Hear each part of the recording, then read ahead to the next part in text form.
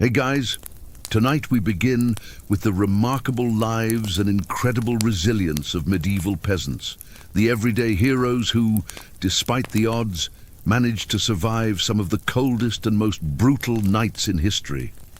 Imagine the wind screaming through cracks in the wall like a vengeful spirit, carrying with it the bitter scent of frozen earth and wood smoke.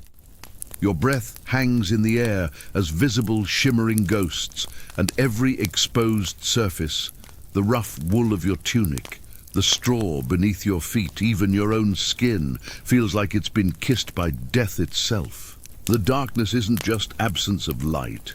It's a physical weight, pressing down, suffocating any hope of warmth, while the occasional crackle of dying embers in the hearth mocks your shivering body with memories of heat.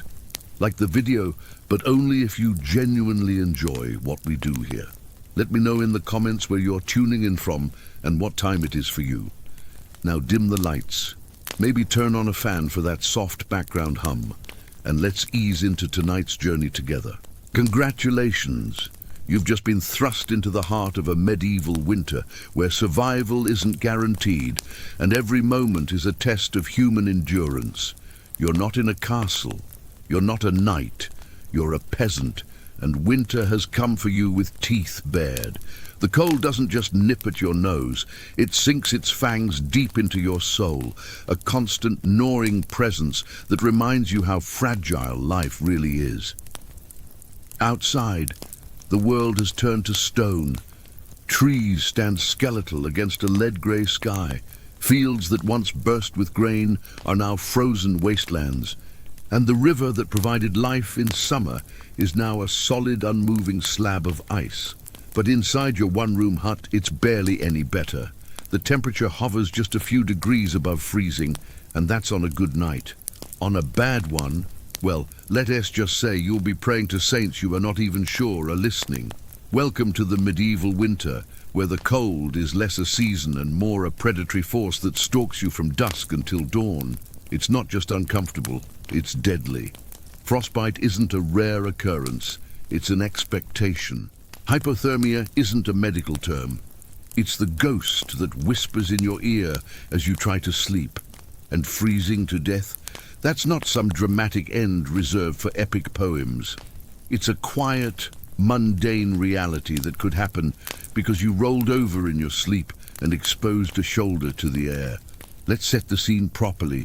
You're in a hut made of wattle and daub, sticks woven together like a basket and smeared with mud, straw, and if you're lucky, some animal dung for extra insulation. Charming, right? The walls are thin enough that you can hear every gust of wind, every creak of frozen branches, and every howl from wolves in the distance. There are no windows, just a small hole covered with a scrap of leather that flaps in the breeze, letting in more cold than light. The door is a rough-hewn plank of wood that doesn't quite fit the frame, so drafts slither in like snakes, coiling around your ankles and stealing what little warmth you've managed to generate. The roof? Thatched, yes, but after months of rain and snow, it sags like a tired old man's back, leaking icy water when it melts during the day and forming delicate, deadly icicles that hang like daggers ready to drop. Sometimes, if you're unlucky, a squirrel or bird will find its way in, adding to the chaos. Nothing says good morning like a frozen rodent landing on your face while you were trying to dream of warmer times. And the floor. Oh, the floor. It's just dirt. Compacted, frozen dirt that radiates cold upward like some kind of evil reverse sun. You've thrown some straw and rushes down to try and insulate it, but they've long since been trampled into a muddy, smelly mat that's home to fleas, lice, and whatever else has decided to bunk with you for the winter. When you walk, your bare feet, or if you're wealthy, your cloth-wrapped feet, sink into the cold, and you can feel the chill seeping up through your soles into your bones until your entire body feels like it's turning to ice from the inside out. Now, let's talk about the cold itself. It's not just a temperature, it's an entity. It has a voice, a low, constant moan that echoes through the night, punctuated by the sharp cracks of freezing wood and the occasional snap of a tree branch succumbing to the weight of ice. It has a smell, a clean, metallic scent mixed with the damp odor of mouldering straw and the faint, ever-present stench of unwashed bodies and animal waste. And it has a taste, like iron on your tongue, because the air is so cold it hurts to breathe deeply. You try to huddle near the hearth, the heart of your home, but the fire is pathetic. It's not the roaring blaze you see in paintings of medieval feasts. It's a sputtering pile of half-burned logs and peat that gives off more smoke than heat. Smoke that doesn't properly vent, because guess what? You don't have a chimney. Instead, it curls up toward a hole in the roof, but most of it just hangs in the air, stinging your eyes and coating your lungs in a layer of soot. But you don't complain, because that smoke is the only thing keeping the fleas at bay and occasionally warming the toes of whoever is sitting directly in front of it. If you're on the other side of the room, tough luck. You might as well be outside, but without the scenic views. As night deepens, the cold becomes more aggressive. It slinks under the door, through the walls, even up from the ground beneath you. You can feel it in your joints, a dull, aching stiffness that makes every movement a chore. Your fingers, numb and clumsy, fumble with your rough wool blanket, which hasn't been washed since last winter and now weighs as much as a small child from accumulated grime and ice. It scratches against your skin, but you're grateful for the irritation, because at least it means you can still feel something. And then there's the sound, or lack thereof. During the day, there might be the distant clang of a church bell or the shouts of neighbors, but at night, silence reigns. A heavy, oppressive silence, broken only by the wind, relentless assault, and the occasional snore from a family member or the livestock you be brought inside for warmth. Yes, you're sharing your bedroom with a cow, a couple of goats, and some chickens. They stink, they're noisy, but their body heat is the difference between waking up with all your fingers and waking up with blackened, dead stumps. Speaking of family, you're not alone in this frozen nightmare. Your entire household is crammed into this one room. Parents, children, grandparents, maybe even a cousin or two who had nowhere else to go. You sleep in a pile, a desperate human lasagna of bodies, each layer trying to steal warmth from the others. The strongest are on the outside, acting as shields against the cold, while the weakest, the babies, the elderly, are tucked in the center where the heat is most concentrated. It's not comfortable, it's not dignified, but it's necessary. Personal space? That's a concept for rich people in castles. For you, survival means skin-to-skin contact with your snoring uncle and his questionable hygiene. As you lie there shivering, you can't help but think about the stories you've heard. Tales of winters so harsh that entire villages were wiped out, frozen solid in their sleep. You wonder if this will be the year it happens to you. Will you wake up tomorrow? Or will you join the silent, icy ranks of those who didn't make it? The thought is terrifying, but you push it away because panic won't keep you warm. Instead, you focus on the rhythm of your breath, shallow, controlled through your nose to avoid sucking in too much cold air, and the faint glowing embers in the hearth that someone will have to tend to in a few hours. This is just the beginning.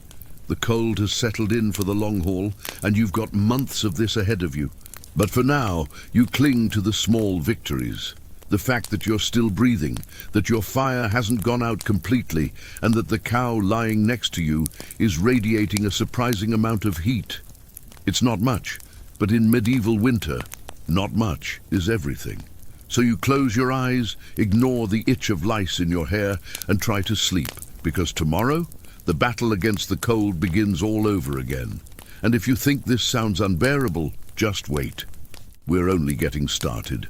The real secrets of survival, the ingenious, desperate, and downright gross methods these peasants used to make it through the night, are coming up. But for now, remember to like this video if you're enjoying this deep dive into historical resilience, and drop a comment below about where you're watching from. Your engagement helps us keep the lights on, or in this case, the embers burning.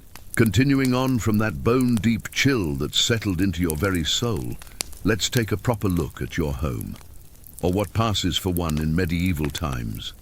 This isn't just where you sleep, it's your fortress against the elements, your storage unit, your barn, and your tomb if things go particularly badly. Welcome to wattle and daub construction, nature's answer to the question, how cheaply can we keep people from immediately freezing to death? The walls aren't solid wood or stone because you can't afford those luxuries. Instead, they're a chaotic lattice of woven sticks smeared with a charming mixture of mud, straw, and yes, animal dung. Before you turn up your nose, remember, dung is free, sticky, and surprisingly insulating. It's always readily available, shall we say, thanks to your livestock roommates. These walls, no matter how lovingly smeared by generations of shivering ancestors, don't stand much chance against a proper winter storm. The cold wind finds every crack, every gap where the mud has crumbled away, and gleefully dances its way into your one-room home, swirling around and making sure you never get too comfortable. Privacy? Absolutely not. Warmth? Not really. Character building?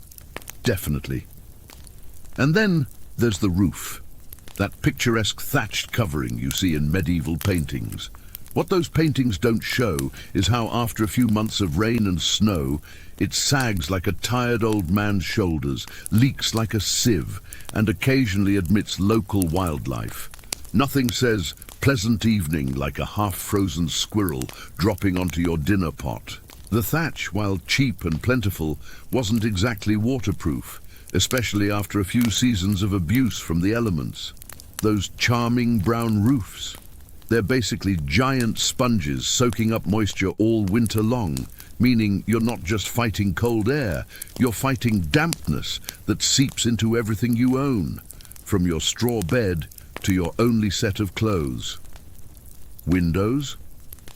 If you're lucky enough to have something called a window, it's laughably tiny, more like an arrow slit than anything you'd recognize as a window today. Usually it's just a hole covered with thin animal hide or a wooden shutter that doesn't quite fit. Glass was so expensive that even your local lord probably couldn't afford more than a single small pane. And peasants? We were just happy if the wind didn't rip the cowhide right off the wall mid-blizzard. The window does little more than make the room slightly less dark while letting in all the cold air you're desperately trying to keep out. The door is another masterpiece of medieval engineering. A rough-hewn plank of wood hung by iron nails and sheer stubbornness. It doesn't seal properly, of course. There's always a gap at the bottom where drafts slither in like cold snakes, and the latch never quite catches right, meaning it rattles with every gust of wind. That constant knocking sound isn't visitors. It's just your home reminding you how flimsy your protection really is. On particularly windy nights, you'll stuff rags along the bottom crack, but they inevitably get damp and freeze solid, becoming less insulation and more like a cold rock blocking your exit. Now let's talk about the floor, because this is where things get really grim. Your floor isn't wood or stone, it's just dirt. Compacted, frozen dirt that radiates cold upward like some kind of evil, reverse sun. When it rained or snowed heavily before the deep freeze set in, mud seeped up through the ground, so technically you could say you have indoor water features. Not that you appreciate it. In winter, every step inside your own home feels like trudging across a frozen marsh. Cold from below, cold from above, cold from the walls. It's a three-dimensional assault on your body heat from every possible direction. The size of your home would shock modern sensibilities. The entire structure is probably no larger than a modern garage, yet it houses your entire family, parents, children, grandparents, plus whatever livestock you manage to squeeze inside. There are no separate rooms, no privacy screens, no personal space. The concept simply doesn't exist. Everything happens in this one room. Cooking, sleeping, working, birthing, dying. The air is thick with smoke from the fire, the smell of unwashed bodies, animal waste, and the general funk of humanity packed too close for too long. After a few months of winter, the scent becomes a physical presence. You don't just smell it, you taste it, you wear it, it becomes part of you. The layout is brutally practical. The hearth sits in the center because that's where the roof hole is for smoke to escape. Around it, you've arranged sleeping areas, really just piles of straw with maybe a wool blanket if you're fortunate. The animals get their designated corner, usually near the door, so they can be let out in the morning. Storage consists of crude shelves hammered into the walls or baskets hung from the ceiling to keep them away from pests. There are no closets, no cabinets, no organization systems. What you own, you keep within arm's reach or it might disappear, either to thieves or the mice that are your constant companions. Now, about that construction quality, these huts weren't built to last generations. Most would need significant repairs every few years, which is problematic when you're already working from sunrise to sunset just to survive. The walls would crack, the roof would thin, the door would warp. Maintenance was a constant battle against entropy, and in winter, that battle became a war for survival. You'd patch holes with whatever you could find, more mud, moss, rags, even bundles of dry grass. Some particularly determined souls would add extra layers of mud and dung over the outside of their walls as an annual winter preparation ritual. Imagine standing there in freezing weather, slapping cold manure onto your own house while muttering, "This is fine, this is luxury," because in a way, it was. The psychological impact of living in such conditions can't be overstated. There's no escape from the cold, no escape from the smells, no escape from the other people crammed in with you. The walls feel like they're closing in as winter drags on, and the constant assault on your senses wears down your mental resilience along with your physical health. You find yourself staring at the same crack in the wall for hours, tracing its path with your eyes, memorizing every bump and groove, because it's more interesting than acknowledging the reality of your situation. But medieval peasants weren't the type to whine endlessly. They packed gaps with moss, jammed old rags into the worst drafts, and huddled close to each other. Human insulation at its finest. Creativity, stubbornness, and a bit of sheep grease rubbed into the walls were often the only things standing between them and becoming medieval popsicles. Because if your house was falling apart and your best protection against the elements involved mud and goat hair, well, at least you could laugh about it. Sort of, if your teeth weren't chattering too hard to form words. What's truly remarkable is how these flimsy structures became the backdrop for entire lives. Generations were born in these huts, grew up learning which floorboards creaked and which wall cracks let in the worst drafts, fell in love, raised children, and eventually died within these same four walls.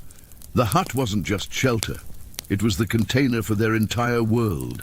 Every stain on the wall told a story. Every repaired section represented a crisis overcome. Every worn patch on the floor marked where generations had walked the same path from bed to hearth to door. As night deepens and the temperature drops further, you become hyper-aware of every sound your home makes. The creak of frozen timber, the rattle of the door latch, the whisper of wind finding new gaps to exploit. Your home is alive in the worst way. It breathes the cold air. It groans under the weight of snow on the roof. It shifts and settles like a living creature. And you're trapped inside with it, a prisoner in your own fortress, wondering if this will be the night the walls finally give up and let the winter in completely.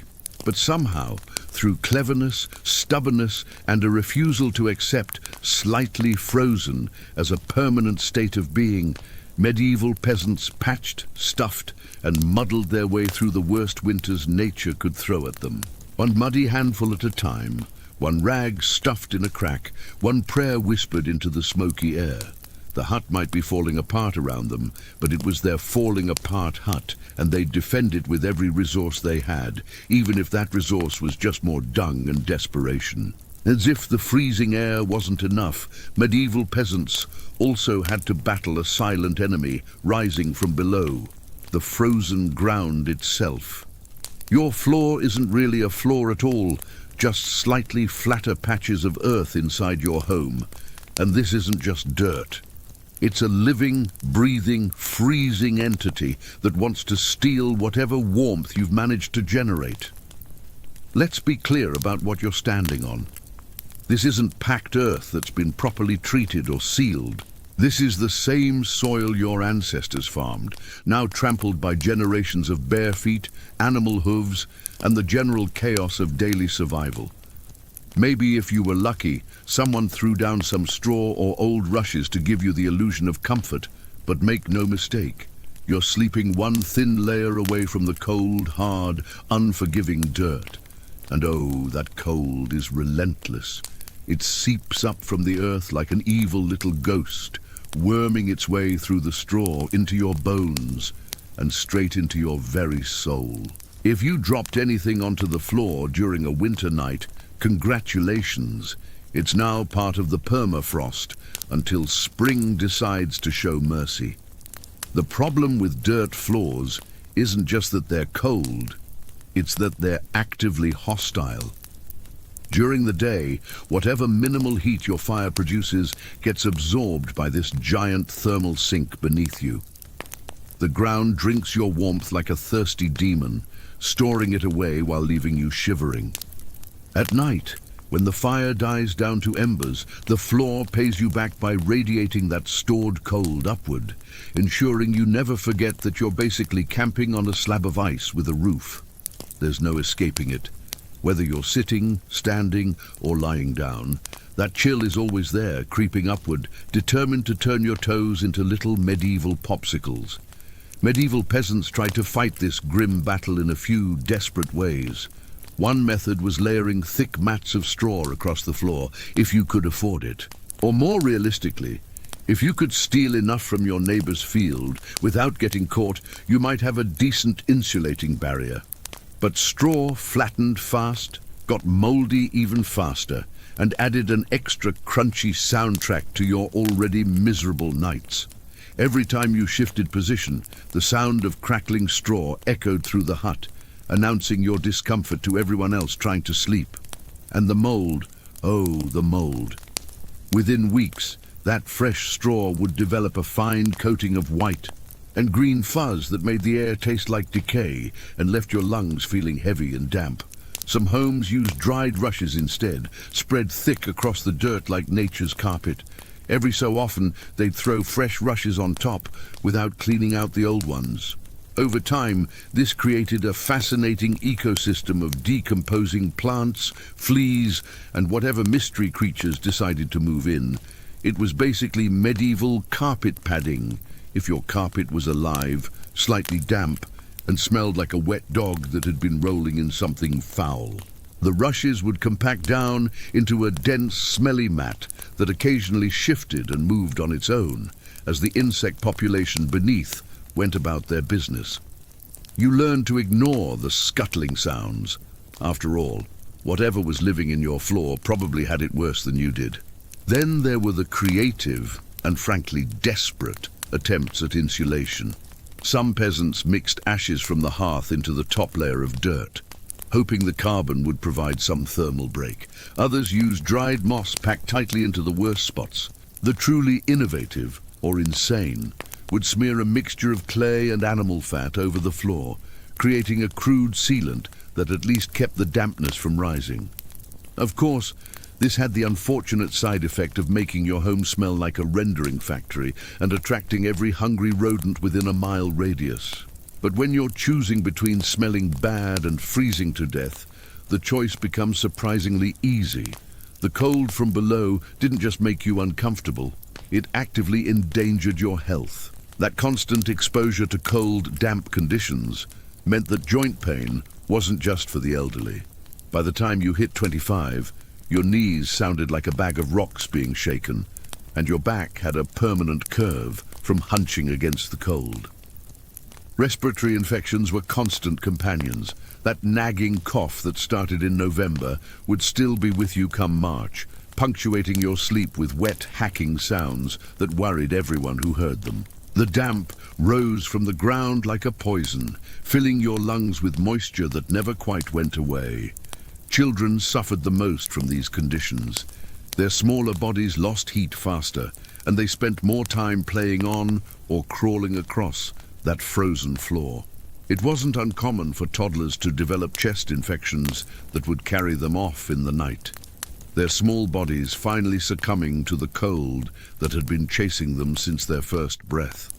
Parents would wrap their children's feet in rags and try to keep them near the fire. But there were always moments when a child would wander off and end up sitting on the cold ground, their body heat draining away into the endless hunger of the earth beneath. At night, the problem intensified. Your bed, if you could call it that, didn't solve much. It was usually little more than a wooden frame packed with, you guessed it, more straw or hay. Instead of cozy mattresses, you had poking, shifting, crunchy layers that did little against the cold radiating from below. Tossing and turning wasn't about comfort. It was a desperate, awkward dance to keep blood flowing and avoid freezing one side of your body. You'd wake up with strange patterns pressed into your skin from the straw, and your body would be stiff from trying to maintain whatever minimal warmth you'd managed to preserve through the night. The truth is, medieval peasants didn't conquer the icy ground so much as learn to live uncomfortably above it. A good night's sleep wasn't about dreams or softness.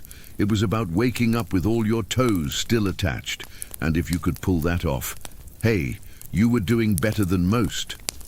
You developed a sixth sense for the coldest spots in your home, learning to step over certain areas or place storage baskets in strategic locations to create insulation barriers. Your life became a series of small adjustments and compromises with the environment that wanted you dead.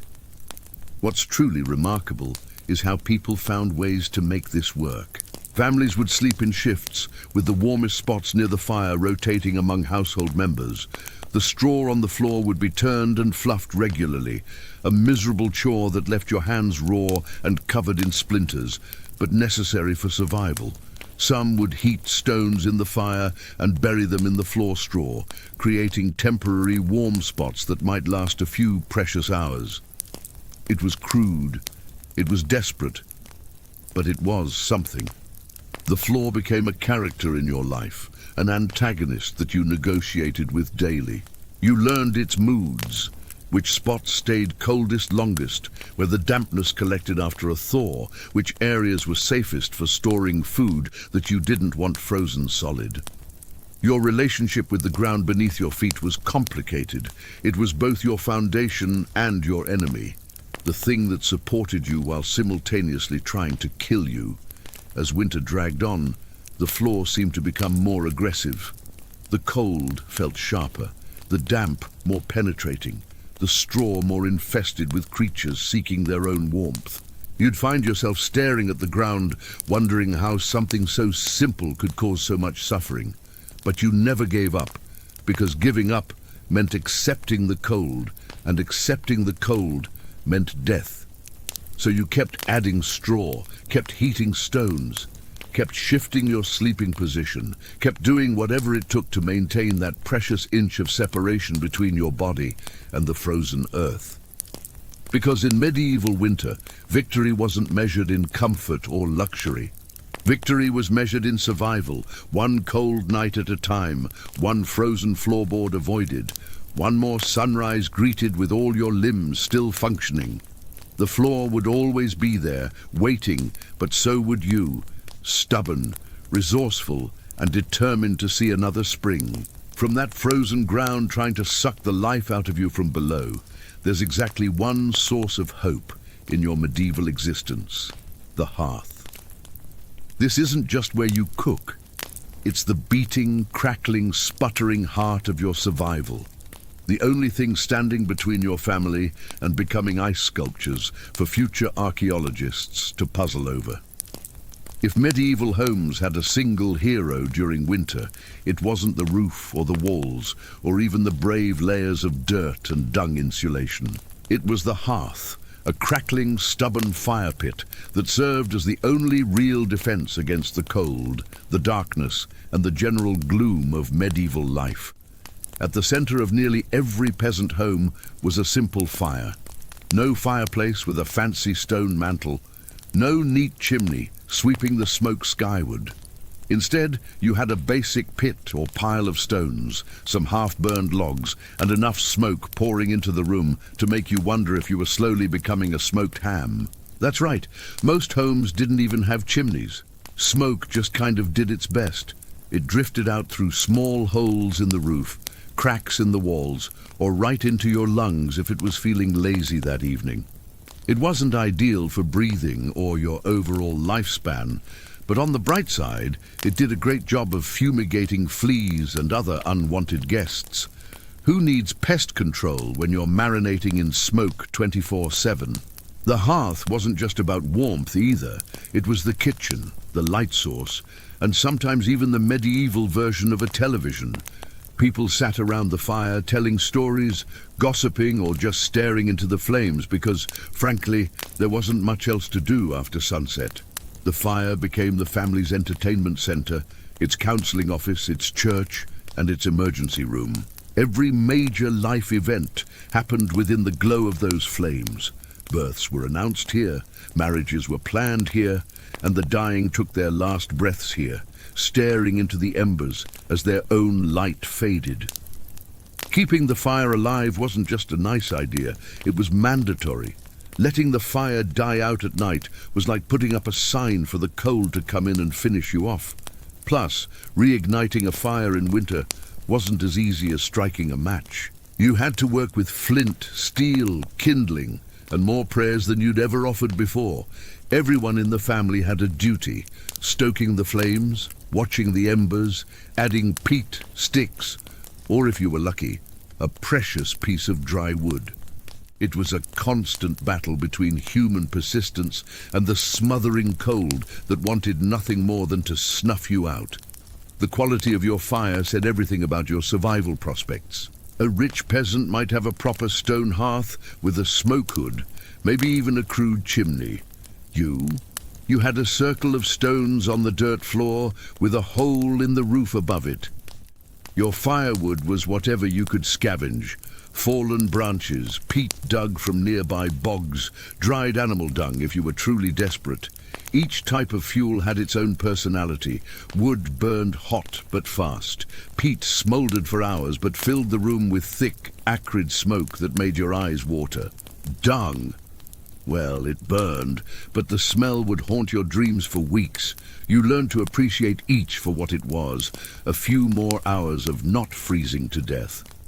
The fire's heat distribution was brutally unfair. If you were sitting directly in front of the hearth, you might have one side of your body roasting while the other side froze. Your face would be flushed and warm, but your back would be developing frostbite. Families developed intricate rotation systems, 10 minutes facing the fire, then swap with someone else.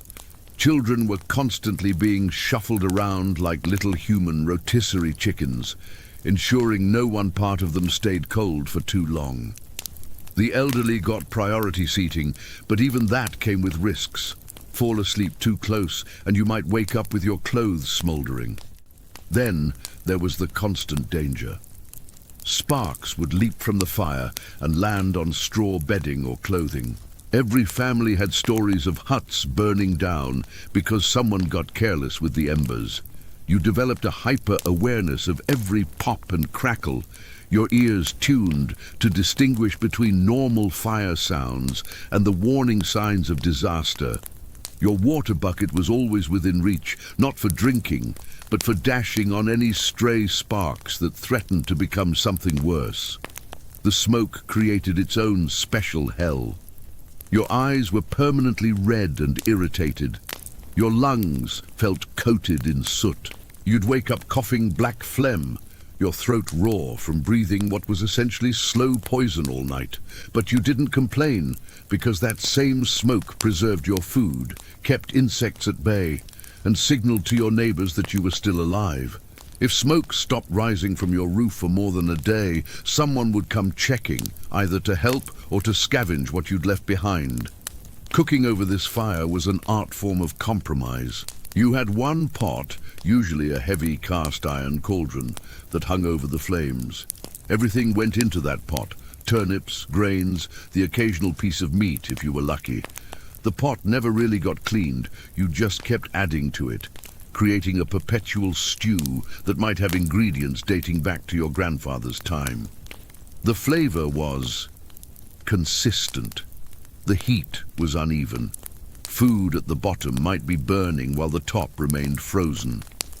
But it was hot, and in winter hot food wasn't about taste. It was about internal warmth, about putting something in your stomach that would burn slowly and keep your core temperature up for a few precious hours. The fire also served as your clock and calendar. The height of the flames told you how much night remained. The embers' glow indicated when someone needed to add more fuel. The types of wood you burned marked the seasons. Green wood in autumn when you were still hopeful, dry scraps in deep winter when resources were scarce. The fire was your connection to the world outside, your reassurance that life, however difficult, continued. But the hearth's most important role was psychological. That flickering light in the darkness represented hope itself. As long as those flames danced, there was a chance you'd see morning. The fire became a member of the family, temperamental, demanding, but ultimately loyal. You spoke to it, cursed it, prayed to it. You developed superstitions around it. Never walk between the fire and someone else. Always feed it from the right side. Certain prayers must be said when adding new wood. These rituals gave you a sense of control in a world where you had very little. The sound of the fire became the soundtrack of your life. The crackle of dry wood, the hiss of damp peat, the occasional roar when you managed to find something that burned well. These sounds meant safety, meant community, meant you weren't alone in the dark. On the coldest nights, when the wind howled like a pack of wolves and the ice crystals formed on the inside of your walls, that fire was your only companion in the fight against the infinite cold of space. The hearth didn't guarantee survival, but without it, survival was downright impossible. It was a smoky, sputtering, often disappointing little fire. But in a medieval winter, it was the beating heart of hope. That orange glow in the darkness wasn't just light. It was life itself, stubborn and fierce and refusing to be extinguished. And as you stared into those flames, trying to ignore the cold at your back and the hunger in your belly, you understood that as long as you could keep this fire burning, you could keep yourself burning too. From that desperate dependence on the hearth, as warmth comes the most crucial skill in your winter survival arsenal: fire banking. This isn't just throwing another log on the fire before bed. This is an ancient art form, a delicate dance with embers that separates the living from the frozen corpses when morning comes. If there was one thing medieval peasants feared more than running out of ale, it was letting the fire go out overnight. Without that warm, flickering lifeline, the cold would creep in faster than a tax collector after harvest. And in the dead of winter, restarting a fire from scratch wasn't just inconvenient, it could be deadly. Matches didn't exist yet. Lighters, dream on.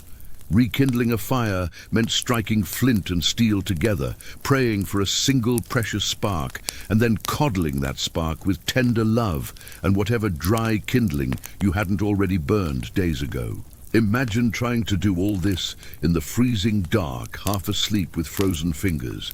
Now add a hungry wolf howling in the distance for extra motivation.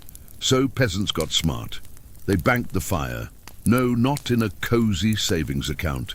Banking meant carefully burying the embers under a mound of ash right before bed. The ash acted like a blanket, insulating the glowing coals and keeping them alive, just barely, until morning. If you did it right, you could stroll over at sunrise, poke the pile a little, add fresh wood, and voila, fire without the frostbite. But if you did it wrong, well, let's just say mornings got a whole lot colder and a whole lot grumpier. Fire banking was an art passed down from parent to child like a prized family recipe. Everyone had their own little secrets. Some said use dry ash only. Others insisted a bit of dampness was key. Some packed the embers tight. Others let them breathe. You could practically start a medieval argument just by suggesting a better fire banking method. It was the ancient version of arguing over barbecue techniques, just with slightly higher survival stakes. The village wise woman might have her method, the blacksmith his, and your grandfather his own stubborn technique that had worked for 60 winters and wouldn't be changing now, thank you very much. The process began hours before bedtime. You'd let the fire burn down to a perfect bed of embers, not too few that they'd die, not too many that they'd burn through their oxygen too quickly. Then came the careful shaping, using a fire iron to gather the glowing coals into a tight mound. The ashes, carefully saved from previous fires, were then sprinkled over the embers in layers, like building a tiny volcanic tomb for your precious heat source. Too much ash, and you'd smother the embers completely. Too little, and the cold air would find them and extinguish them by midnight.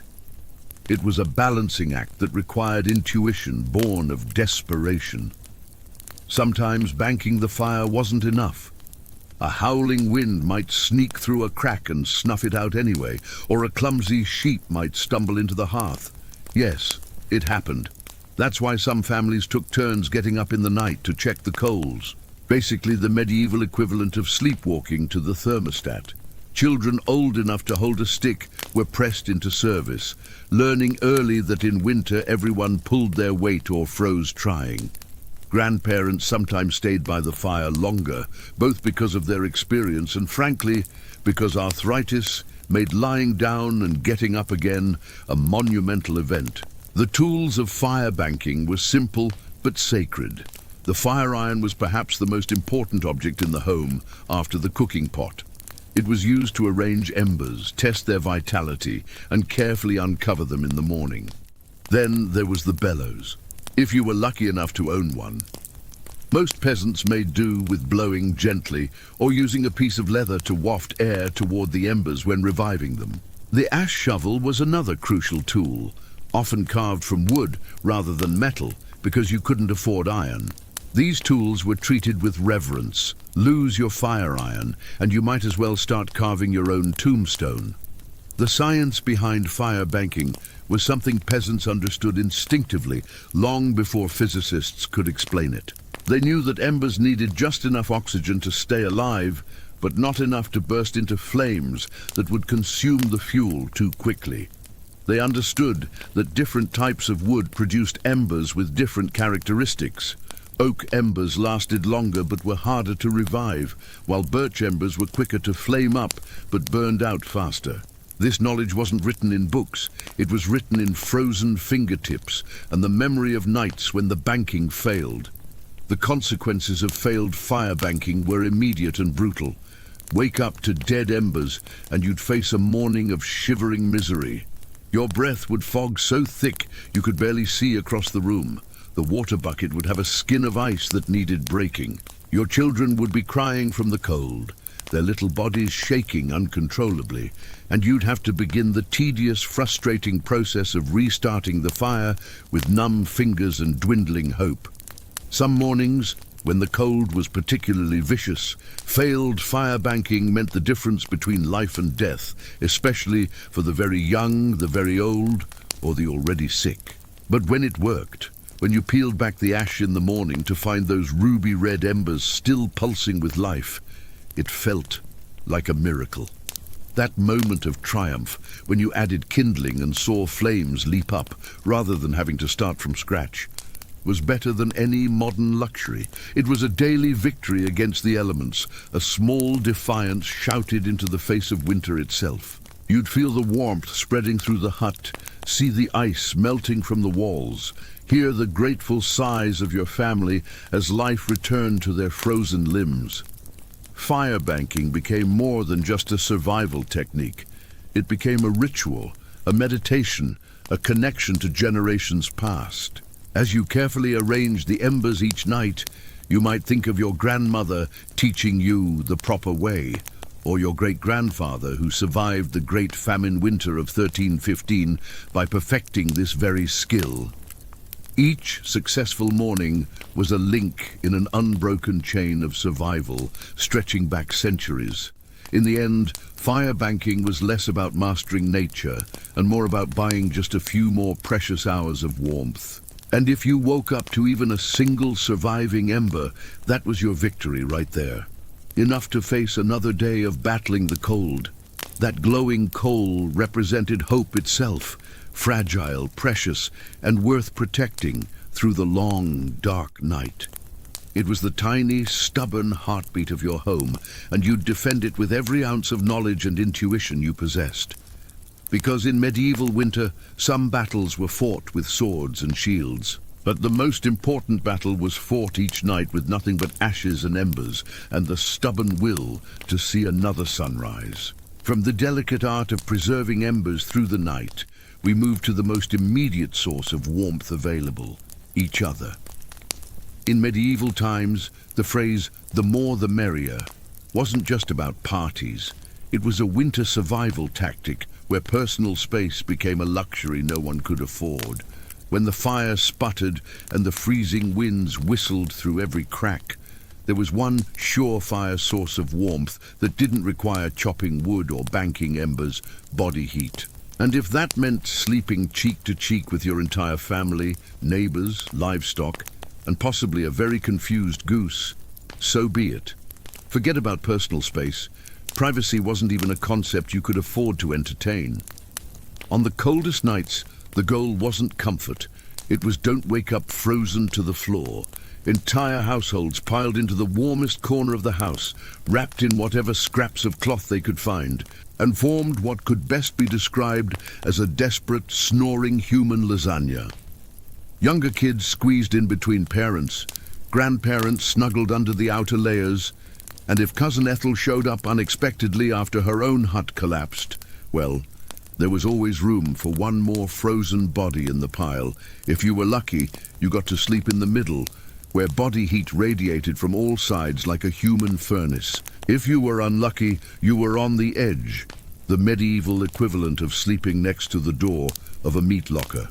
And woe to the person who moved too much during the night. You shift once to get comfortable, and suddenly you've knocked Aunt Maud into the freezing draft by the wall. Congratulations, you're now the family villain for the rest of the winter. The arrangement wasn't random.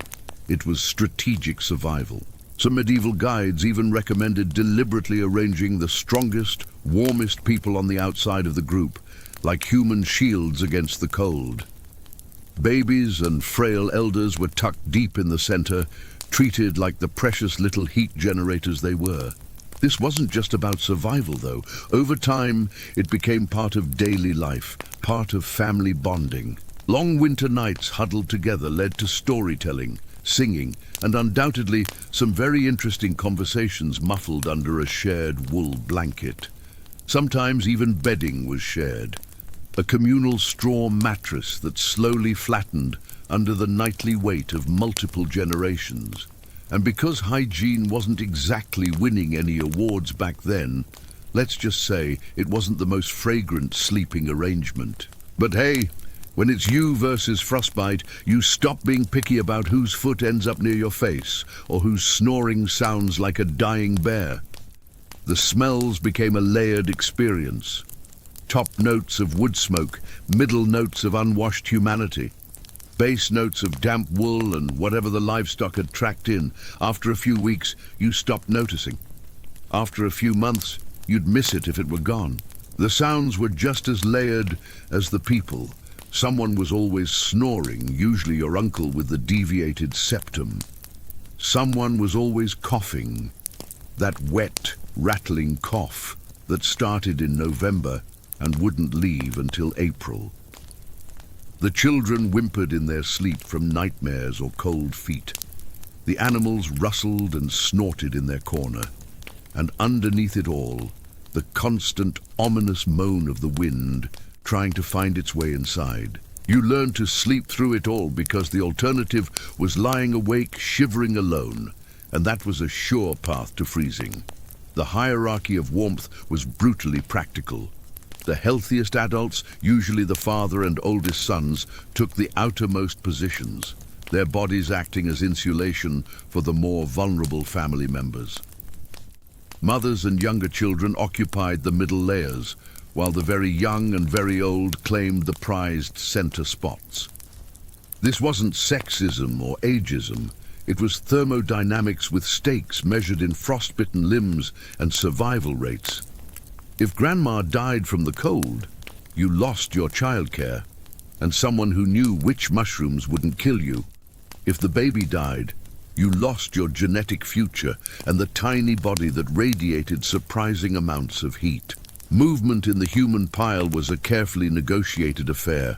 Need to get up to relieve yourself?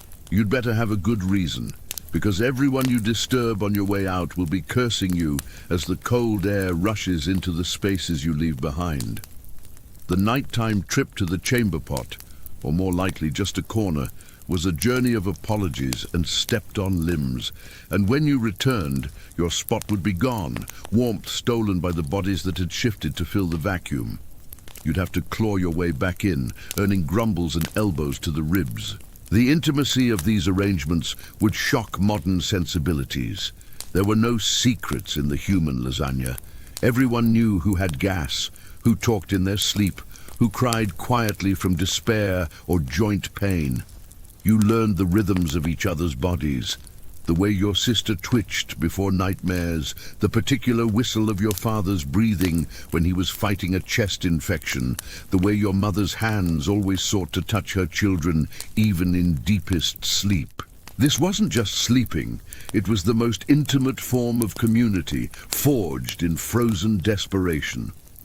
Children learned about life and death in that pile. They felt when a grandparent's body grew cold during the night. They heard the whispered conversations about who might not make it to spring. They learned that warmth was a collective responsibility, that their wiggling could mean someone else's suffering, that survival meant thinking of the group before yourself. There were no mine and yours in the human lasagna, only ours. Our warmth, our survival, our collective breath fogging the air above the tangled mass of bodies. The psychological effects were complex. On one hand, you never felt alone. There was always a hand to hold, a back to press against, the steady rhythm of someone else's heartbeat to lull you to sleep. On the other hand, you never had a moment to yourself. The constant touch, the lack of privacy, the awareness of every sigh and whimper from a dozen other people, it could wear on your sanity. Some nights, you'd lie there pretending to sleep, just staring at the darkness and dreaming of a room, any room, where you could be completely alone for 5 minutes. But then morning would come, and you'd count the noses. Everyone still breathing, everyone still with all their fingers and toes. And you'd know that the human lasagna had worked again. However miserable, however undignified, however smelly, it had kept death at bay for one more night. The pile would slowly untangle itself, limbs stiff from being locked in position, bodies creaking as they rose to face another day of cold and hunger. So next time your sibling steals your blanket or your dog hogs the bed, just remember, at least you're not fighting for elbow space between a snoring uncle and a particularly judgmental goat.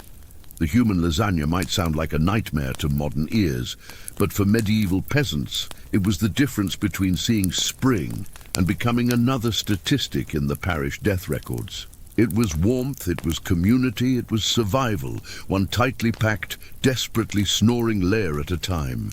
From that tangled human lasagna of desperate warmth, we arrive at your other bedmates, the ones who don't complain about your snoring, but might occasionally eat your hair.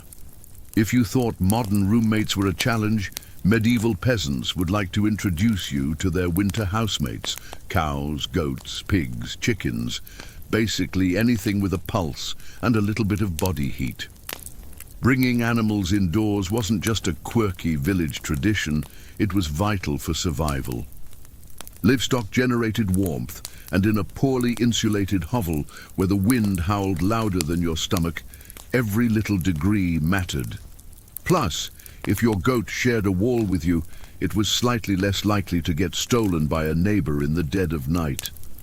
2 birds, 1 stinky stone.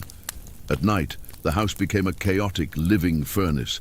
Chickens nested in corners, pigs snorted near the hearth, and cows lounged luxuriously against the walls, chewing cud like they paid rent. It wasn't glamorous, far from it. If you've ever been stuck in a car on a summer road trip with someone who forgot to shower, imagine that. But it's a cow, it's winter, and there's literally nowhere else to go. The smells were legendary. By springtime, the perfume of a shared winter was something fierce. You didn't need to light a candle. Your nostrils were already on a wild ride. There was the sweet, grassy scent of cow breath, the sharp tang of goat, the earthy musk of pigs, and the underlying note of damp feathers from the chickens roosting in the rafters. And that was before you factored in the inevitable accidents. Because animals, unlike your snoring cousin, don't understand the concept of holding it until morning. But medieval peasants developed a selective nose. They didn't complain much because they knew one uncomfortable truth. The more animals inside, the fewer frozen toes in the morning. Certain animals even had prime spots based on their thermal properties. Cows, being the biggest and warmest, usually took center stage near the family. A full-grown cow could radiate as much heat as a small fireplace, and their massive bodies created excellent windbreaks against drafts from the walls. Goats were allowed closer in for their warmth, and because goats, being goats, would find a way inside anyway. Chickens roosted in rafters or old baskets, their feathery bodies creating surprising pockets of warmth in the upper air. And pigs, well, pigs didn't care. They plopped down wherever they pleased, probably right in the middle of the floor, because pigs understand that true luxury is being warm while everyone steps around you. The sounds of your animal roommates became the nighttime symphony of survival. The steady, rhythmic chewing of the cow provided a baseline to the higher-pitched bleating of goats. The soft clucking of chickens from above sounded like percussion, while the occasional contented grunt from the pigs served as unexpected solos. Underneath it all was the constant rustle of straw as bodies shifted and settled. You learned to distinguish between normal animal sounds and the ones that meant trouble. The sharp cry that might mean a predator outside, the panicked fluttering that could mean a chicken had fallen from its roost, or the ominous silence that might mean an animal was sick or dying. Of course, sharing your bedroom with livestock wasn't without hazards. Imagine drifting off peacefully, only to be rudely awakened by a chicken deciding your hair makes a good perch, or stepping barefoot into something suspicious first thing in the morning. Yes, medieval mornings could be full of surprises. There were also the less humorous dangers. A startled cow could crush a child, a sick animal could spread disease, and the constant exposure to animal dander and waste meant respiratory issues were practically guaranteed. But when the alternative was freezing, you accepted the risks like you accepted the fleas, as part of the package deal. The morning routine involved a delicate dance of human and animal needs. You'd wake to the cow lowing for milking, the chickens clucking to be let out, the goats butting at the door. But you couldn't just throw open the door and let the precious warmth escape. Instead, you'd milk the cow right there in the corner, the steam rising from the fresh milk into the cold air. You'd collect eggs from the rafters, careful not to disturb the still sleeping children. The pigs would get their slop in the same spot they'd slept, because moving them required more energy than anyone had at dawn. The economic reality made this arrangement non-negotiable. Your animals weren't pets. They were your savings account, your insurance policy, your future. A cow represented milk, cheese, and eventually meat. Chickens meant eggs and occasional stew. Goats provided milk and could survive on scrubby vegetation. Losing an animal to cold wasn't just losing a source of warmth, it was losing your livelihood. So you brought them inside not just for your comfort, but for their survival too. A frozen cow in the morning meant no milk for the children and no prospect of a calf come spring. The hierarchy of animal value determined their sleeping arrangements. The milk cow got the best spot, close to the family for warmth and protection. The pig, destined for slaughter, might get a less desirable corner. The chickens, being replaceable, got the dangerous rafters where drafts were strongest. But even the lowliest animal had value as a living space heater, so nobody got left outside to freeze unless you had absolutely no choice. Children grew up with this arrangement, learning animal husbandry literally in their beds.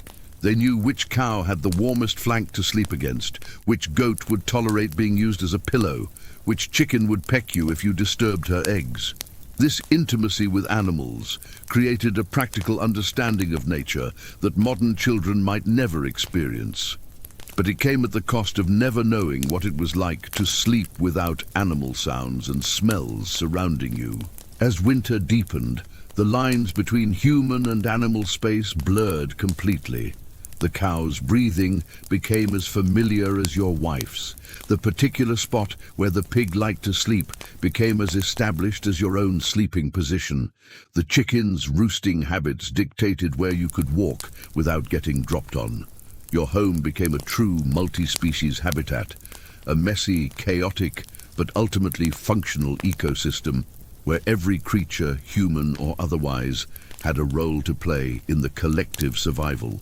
And through it all, you understood the simple math. Cold kills, and cows cuddle whether they want to or not. The warmth from that slightly slobbery cow breath. The body heat from a dozen chickens overhead. The shared body mass of a grunting pig. It all added up to just enough degrees to see another sunrise. It was undignified, it was smelly, it was downright gross by modern standards. But in the battle against winter's icy fingers, a warm, living animal was often the deciding factor between life and death. So you accepted the chicken droppings, the goat smells, the cow noises, and the general barnyard chaos of your home. Because when you woke up with all your fingers and toes still attached, when your children's cheeks were pink with life rather than white with frostbite, when you could feel your face in the morning, you knew the animals had done their job. However unconventional, however unhygienic, however utterly mad it might seem to future generations, this was survival. And survival, like your cow's warm flank pressed against your back, was something you could feel grateful for in the deepest, coldest hours of the night. From that barnyard chaos of animal roommates, we turn to your personal armor against the cold, the clothes on your back. In medieval winters, fashion wasn't about looking good, it was about not dying. Peasants weren't flipping through the latest trends. They were layering up like they were preparing for battle against the Grim Reaper himself. The rule was simple. If you owned it, you wore it. Sometimes all at once. First, the basic under-tunic, a scratchy, probably not too clean linen shirt that felt like wearing a sack of nettles. Over that, a thicker woolen tunic that had been worn so long it could probably stand up on its own. Then another wool layer if you had it. Add some leggings that sagged at the knees and developed mysterious stains that would never come out. A rough cloak draped over your shoulders, and if you were really lucky, a patched-up sheepskin thrown on top like a prized trophy. Congratulations, you're now approximately 10% warmer and 90% itchier. You don't just get dressed in the morning, you assemble yourself like a poorly made piece of furniture. The wool itself was a special kind of torture. This wasn't soft merino or cashmere.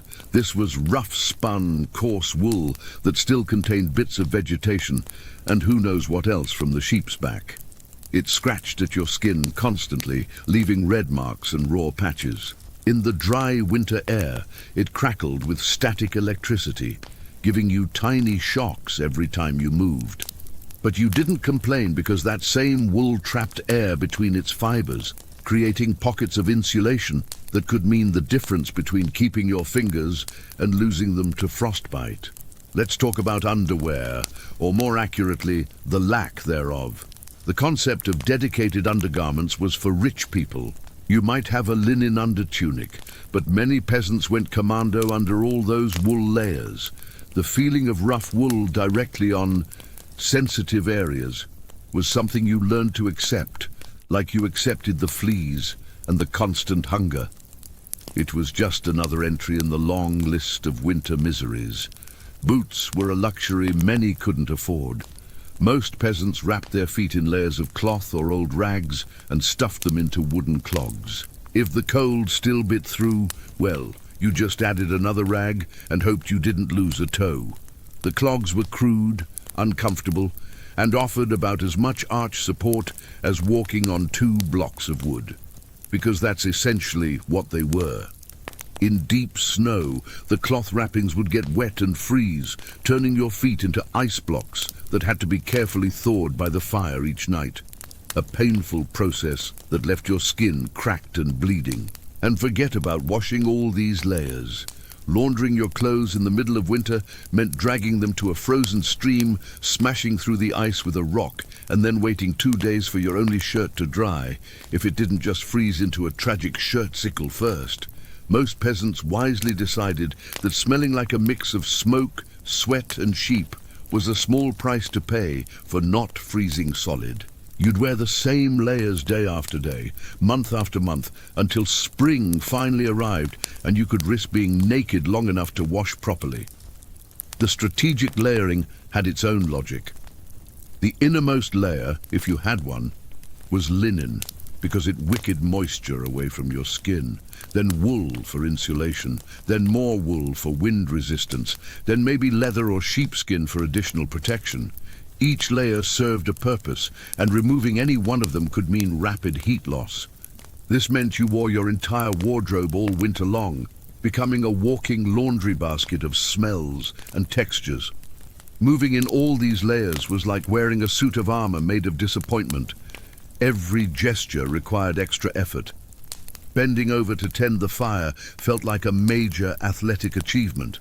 Reaching up to adjust something on a shelf became a carefully planned maneuver. Even simple tasks like eating required you to navigate multiple layers of sleeve to get food to your mouth. You learned to move slowly, deliberately, conserving energy because every unnecessary motion wasted precious body heat. Children were especially swaddled until they resembled overstuffed turnips waddling awkwardly around the house. Parents would layer them in whatever scraps were available, creating tiny, lumpy bundles that could barely move their arms. The goal was to trap as much precious body heat as possible. Style, elegance, never heard of them. Warmth was the real medieval flex. Watching children try to play in all these layers was both hilarious and heartbreaking. They'd tumble over like tiny woolen turtles, unable to right themselves without help. The weight of all these clothes was exhausting. By the end of the day, your shoulders ached from the constant pressure of multiple wool layers. Your back hurt from the weight of damp cloaks. Your legs felt heavy from the accumulated grime and moisture in your leggings. Going to bed wasn't just about resting, it was about briefly escaping the physical burden of your own survival equipment. Though even in bed, you'd keep most of your layers on, because taking them off meant letting all that accumulated warmth escape. Head coverings were absolutely essential. A simple woolen cap could mean the difference between making it through the night or waking up with your hair frozen to the wall. Most peasants wore coifs, close-fitting linen caps under their hoods or larger hats. At night you'd sleep in these too, because heat escapes rapidly through your head. Losing your hat wasn't just an inconvenience, it was a potential death sentence. You guarded your headwear with the same intensity you guarded your food supply. Gloves were often homemade from whatever scraps of leather or fabric people could scrape together. Sometimes they looked more like sad puppet costumes than anything functional. Many peasants simply wrapped their hands in rags or shoved them under their armpits when not working. The rich had fur-lined mittens. You had 2 pieces of poorly stitched leather that made your hands smell like dead animals while doing very little to actually keep them warm. As winter progressed, your clothes took on a life of their own. The wool absorbed smoke from the fire until you smelled like a walking chimney. The linen underlayers became stiff with dried sweat. Everything developed a permanent dampness that no amount of drying by the fire could completely eliminate. You could identify people by their scent, long before you saw them. Old Thomas smelled like wet dog and wood smoke. Mary from the next hut carried the distinct aroma of goat and rotten turnips. But here's the crazy part. All this layered misery worked. However uncomfortable, however itchy, however smelly, it kept people alive. The multiple layers trapped body heat efficiently. The wool's natural oils repelled water somewhat. The sheer bulk provided insulation against the wind. You might look like a lumpy laundry bag and smell like a barnyard, but you'd be a living, breathing, lumpy laundry bag when spring finally arrived. So the next time you complain about layering up for a chilly day, just remember medieval peasants walked around wearing half their wardrobe at once, looking like ambulatory laundry piles and counting themselves lucky for it. Because in the calculus of winter survival, dignity was the first luxury to be sacrificed, and warmth was the only currency that truly mattered. From those itchy layered woolens comes the next logical step in your winter survival strategy, embracing the dirt. In the medieval peasant playbook, filth wasn't just something you scrubbed off, it was practically a survival tool.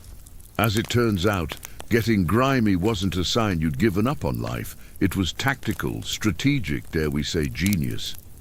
See, winter posed a very specific problem: heat loss.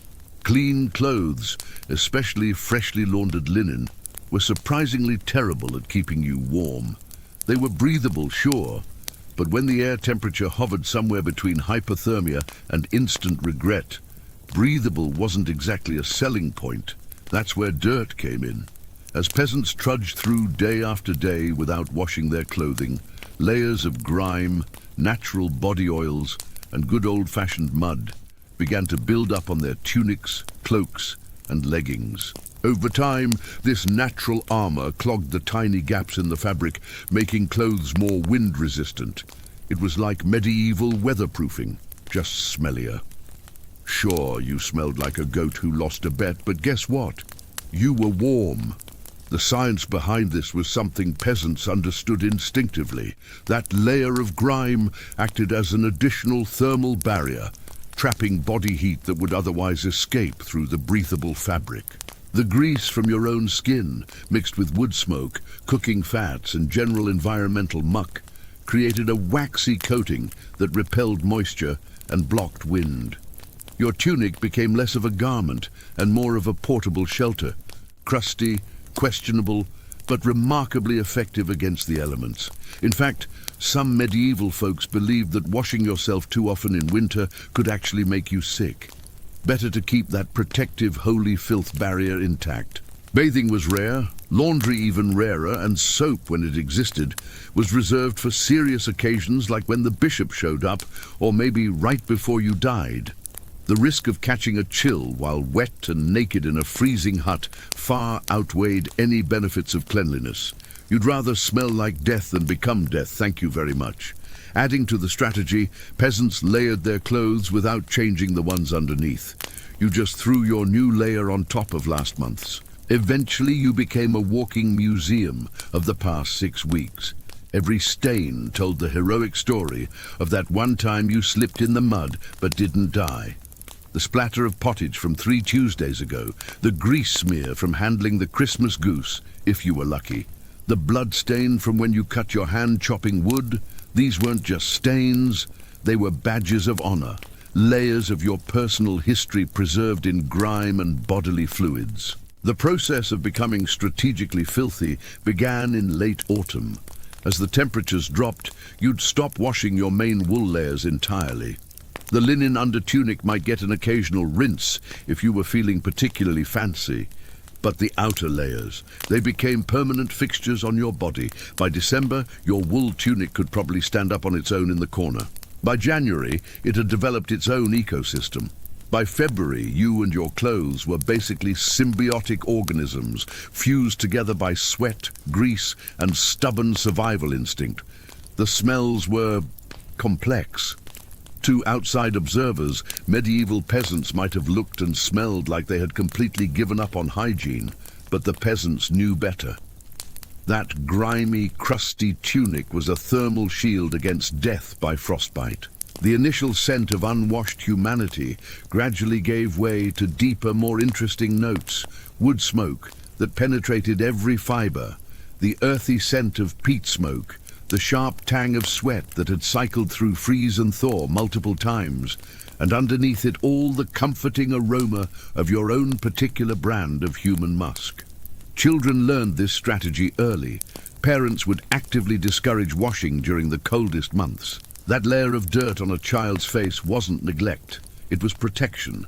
Cheeks chapped from wind and cold were less likely to crack when coated with a fine layer of grime. Little hands stayed warmer when they weren't raw from washing in icy water. Kids would compare their levels of filth like modern children compare video game scores. My tunic's so stiff it cracks when I move. Oh yeah? Mine's so dirty the fleas have started a mining operation.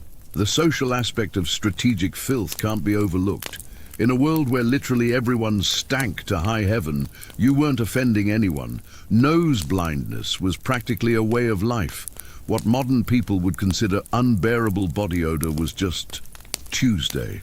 You stopped noticing your own scent, and everyone else's blended into the general background aroma of wood smoke, animals, and winter itself. The rich might have perfumes and occasional baths, but you had the honest smell of survival. There were even different grades of strategic filth.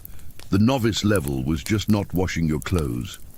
Intermediate was adding extra layers of grease from cooking fats rubbed into particularly vulnerable areas like elbows and knees. Advanced practitioners would deliberately smear mud on their outer layers for extra wind resistance. The true masters, they achieved a perfect balance of grease, soot, and environmental grime that made their clothing practically waterproof while maintaining just enough flexibility to actually move. Of course, there were downsides. The itch was constant. Fleas and lice loved the warm, greasy environment you provided. Skin infections were common, especially in areas where sweat and grime built up in skin folds. Rashes became a fact of life. You'd scratch until you bled, then let the blood dry and add to the protective layer. The line between strategic filth and actual health hazard was thin, and many peasants crossed it regularly. But the alternative, cleanliness, was far more dangerous. Wet skin in freezing temperatures could lead to hypothermia in minutes. Wet clothes took days to dry properly, during which time you'd be shivering and miserable. The risk of respiratory illness from being damp and cold was very real, so you embraced the itch, the smell, the general crustiness of your existence. It wasn't glamorous, but neither was freezing to death because you wanted to smell like flowers. By the time spring finally arrived, your winter armor had become part of you. The first proper wash of the season was a ritual of both relief and slight mourning. Relief to be clean again, mourning for the loss of that familiar protective layer. The skin underneath would feel strangely vulnerable, exposed to air and light after months of being sealed away. Your clothes would feel thin and flimsy without their winter coating. But you knew that come next autumn, you'd begin building your defensive filth all over again. So yes, in medieval winters, filth wasn't failure. It was fashion. It was function. And if you had a thick, greasy outer layer by February, you, my friend, were winning at life. However disgusting it might seem to modern sensibilities, that layer of dirt and grease was often the difference between surviving winter and becoming another casualty of the cold.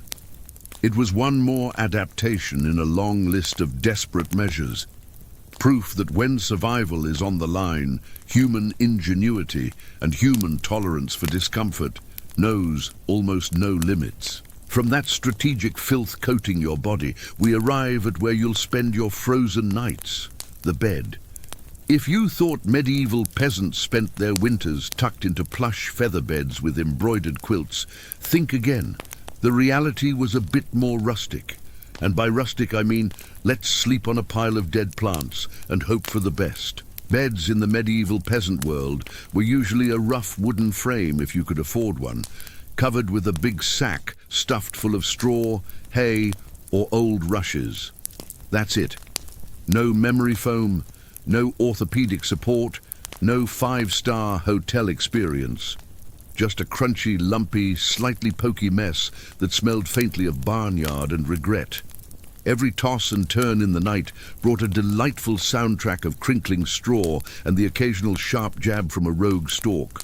Some peasants even skipped the wooden frame altogether and just threw the straw straight onto the dirt floor, creating a luxurious ground-level sleeping experience that modern influencers would probably rebrand as earth-connected slumber. The straw mattresses weren't just uncomfortable, they were temporary. Over time, the straw flattened, grew moldy, attracted bugs, and generally turned into a biological hazard zone. Changing the straw was a big event, usually done a few times a year if you were diligent, or whenever your bed started actively moving without your permission. The process of stuffing a new mattress was a family affair. Children would gather straw, adults would stuff the ticking, the cloth container, and everyone would end up covered in itchy bits and sneezing for hours afterward. But for a few glorious nights, you'd have a fresh, relatively comfortable bed before the slow descent into lumpy misery began again. Rushes were a popular alternative to straw. These long grasses were spread thick on the floor, sometimes mixed with herbs like lavender or rosemary to mask the overwhelming odor of livestock and daily life. Fresh rushes smelled lovely for about a day. After that, they became part of the muddy, trampled landscape inside the house, blending seamlessly with dirt, food scraps, and whatever else wandered in. The rushes would compact down into a dense mat that occasionally shifted and revealed long-lost treasures.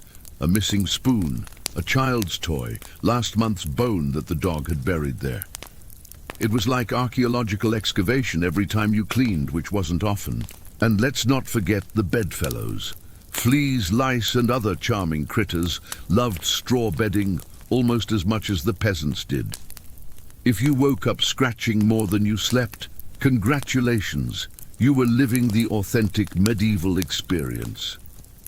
The straw provided perfect nesting material for all manner of insects, and the warmth of your body made it a five-star resort for every parasite in the vicinity. You'd develop a sixth sense for when something was crawling on you, and your nighttime routine included a thorough scratching session before even attempting to sleep. The blankets were another exercise in medieval misery. If you were lucky, you had a wool blanket that had been in the family for generations. It would be heavy, scratchy, and probably home to several families of moths. If you were less fortunate, you made do with whatever cloth scraps you could pile on top of yourself. The concept of a dedicated bedspread was for rich people. You used your daytime cloak, maybe an old sack, whatever would trap a little body heat. On particularly cold nights, you might even throw some extra straw on top of yourself like a human burrito, creating what we might call the first weighted blanket, if weighted blankets were made of itchy, mold-prone plant material. Despite the hardships, these humble beds were lifesavers. Piles of straw provided a crucial insulating layer against the frozen earth, and clumping together atop them created pockets of shared body heat. Medieval central heating at its finest.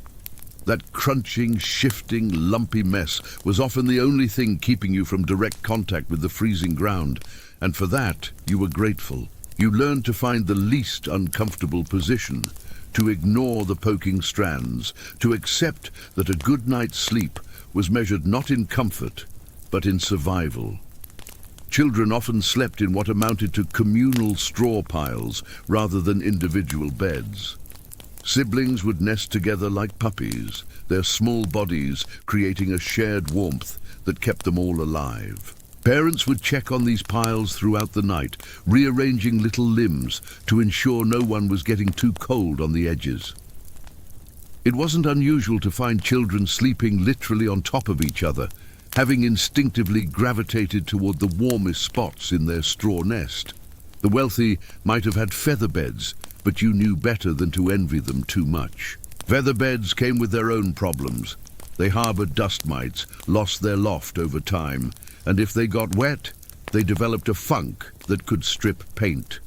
Your straw mattress might be primitive, but at least you could replace it for free when it became intolerable.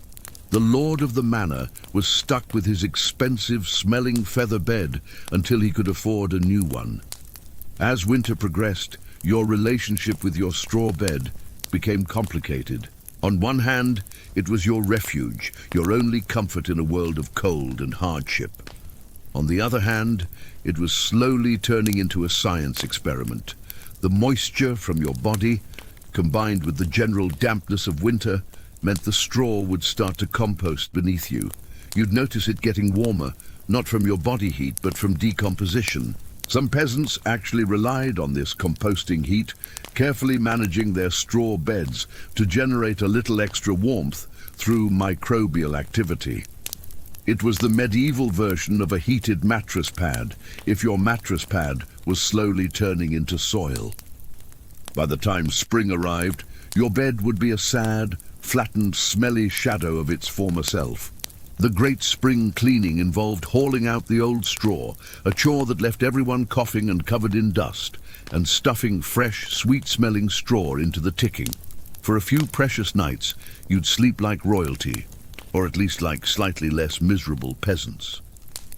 The relief was palpable. The itching stopped, the crunching faded, and you could almost imagine you were comfortable. But comfort was always temporary. Within weeks, the new straw would begin its inevitable journey toward becoming old straw. The fleas would move back in, the lumps would reappear, and the slow composting would begin again. You accepted this cycle like you accepted the changing seasons. It was just part of life. Your bed wasn't meant for luxury, it was meant for survival. And if it kept you from freezing to death for another winter, it had done its job. So next time you sink into your soft, supportive mattress, just remember somewhere out there, a medieval peasant is looking down at you from history, grinning through a mouthful of missing teeth and saying, "Must be nice." However primitive, however uncomfortable, however downright gross their sleeping arrangements were, they made it work. Because in the end, survival isn't about comfort, it's about adaptation. And medieval peasants were masters of adapting to circumstances that would have most modern people begging for mercy after one night. From that crunchy, insect-ridden straw bed, we turn to the constant battle against the invisible enemy, drafts. When you live in a house made of sticks, mud, and optimism, you quickly learn that winter breezes aren't just a nuisance, they're personal attacks. Medieval peasants didn't just fight the cold from the outside. They fought it from inside their own homes, armed with nothing but whatever they could cram into the cracks. Your hut is basically a very enthusiastic wind tunnel with a roof. Walls warp, mud crumbles, thatch sags. The cold seems to find new places to sneak in every night, like a mischievous poltergeist with a grudge. Sealing up the house becomes an art form. Peasants stuffed gaps with moss, straw, scraps of old cloth, bundles of dry grass, and sometimes even animal hair. If it was soft, squishy, or vaguely insulating, it was jammed into a hole somewhere. Some particularly determined souls would daub extra layers of mud and dung over the outside of their walls as an annual winter project. Imagine standing there in freezing weather, slapping cold manure onto your own house while muttering, "This is fine, this is luxury." Because in a way, it was. The hunt for draft-stopping materials was constant. In autumn, you'd gather moss from the forest floor, drying it carefully so it wouldn't rot when stuffed into walls. Old rags became precious commodities. You didn't throw away a tunic when it became too holy to wear. You cut it into strips for draft plugging. Even your own hair, combed out after washing, on the rare occasions you washed, would be saved and mixed with clay to create a crude sealant. Nothing was wasted because everything had potential value in the war against the cold. Roof leaks were another battlefield. Thatch, while cheap and plentiful, wasn't exactly waterproof, especially after a few seasons of rain and snow. Peasants would plug holes in the roof with spare bits of cloth, bundles of reeds, or in moments of true desperation, chunks of turf stolen from the nearest field. Every home eventually started to look like a slightly sad patchwork quilt made by someone who gave up halfway through. You'd look up at your ceiling and see a tapestry of your winter struggles. The grey rag from your dead father's tunic, the green moss from the oak grove, the brown turf from the meadow where you grazed your cow. Doors and windows presented their own special challenges. Your door was little more than wood planks, hung by iron nails and sheer stubbornness. It didn't seal properly, of course. There was always a gap at the bottom where drafts slithered in like cold snakes. You'd stuff the gap with whatever was handy, but the constant opening and pushing would dislodge your careful work. Some peasants attached a sack of straw to the bottom of the door, a draft snake, medieval style. It worked until the dog decided it made a good chew toy, or the children used it as a pillow during daytime games. Windows, if you had them, were laughably inadequate. The animal hide covering would shrink and crack in the cold, creating new gaps even as you patched the old ones. Some peasants would smear the hides with animal fat to keep them flexible, which worked wonderfully until the fat went rancid and your home smelled like a forgotten frying pan. The truly innovative would create secondary coverings, an extra hide stretched over a frame that could be placed over the window at night, creating a dead air space for insulation. It was the medieval equivalent of double glazing, if your double glazing smelled like dead cow and required daily adjustment. The tools of draft plugging were simple but sacred. Every home had a draft stick, a length of wood used to push materials deep into wall cracks. There was the moss bag, a pouch kept near the door filled with various insulating materials. The clay pot held a mixture of mud and straw for quick patching. These weren't just tools.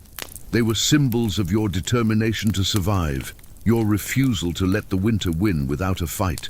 Children were enlisted as draft detectors from a young age. Their small fingers were perfect for feeling the subtle air currents that adults might miss. Feel that, little martyr? That's a draft. Stuff some moss in there. Kids would compete to find the most drafts, their small hands tracing the walls like tiny thermal inspectors. It was a game with life or death stakes, but they didn't know that. To them, it was just what you did in winter, like modern children might help decorate a Christmas tree. The sounds of a properly plugged hut were distinctive. The wind outside would moan and howl, but inside you'd hear the gentle rustle of stuffed materials shifting in their cracks, the occasional plop of mud drying and falling out, the squeak of a door that fit just a little too tight after your latest repairs. These weren't noises of decay. They were the sounds of a home fighting back, of human ingenuity holding the line against nature's assault. But draft plugging was a constant, losing battle. You'd spend an afternoon carefully stuffing every crack you could find, only to wake up the next morning to new gaps that had opened overnight as the wood contracted in the cold. The thaw-freeze cycle of early winter was particularly maddening. Gaps would open and close like breathing, requiring daily maintenance. You learned which cracks were chronic and which were seasonal, which needed immediate attention and which could wait until morning. The psychological impact of this never-ending battle couldn't be overstated.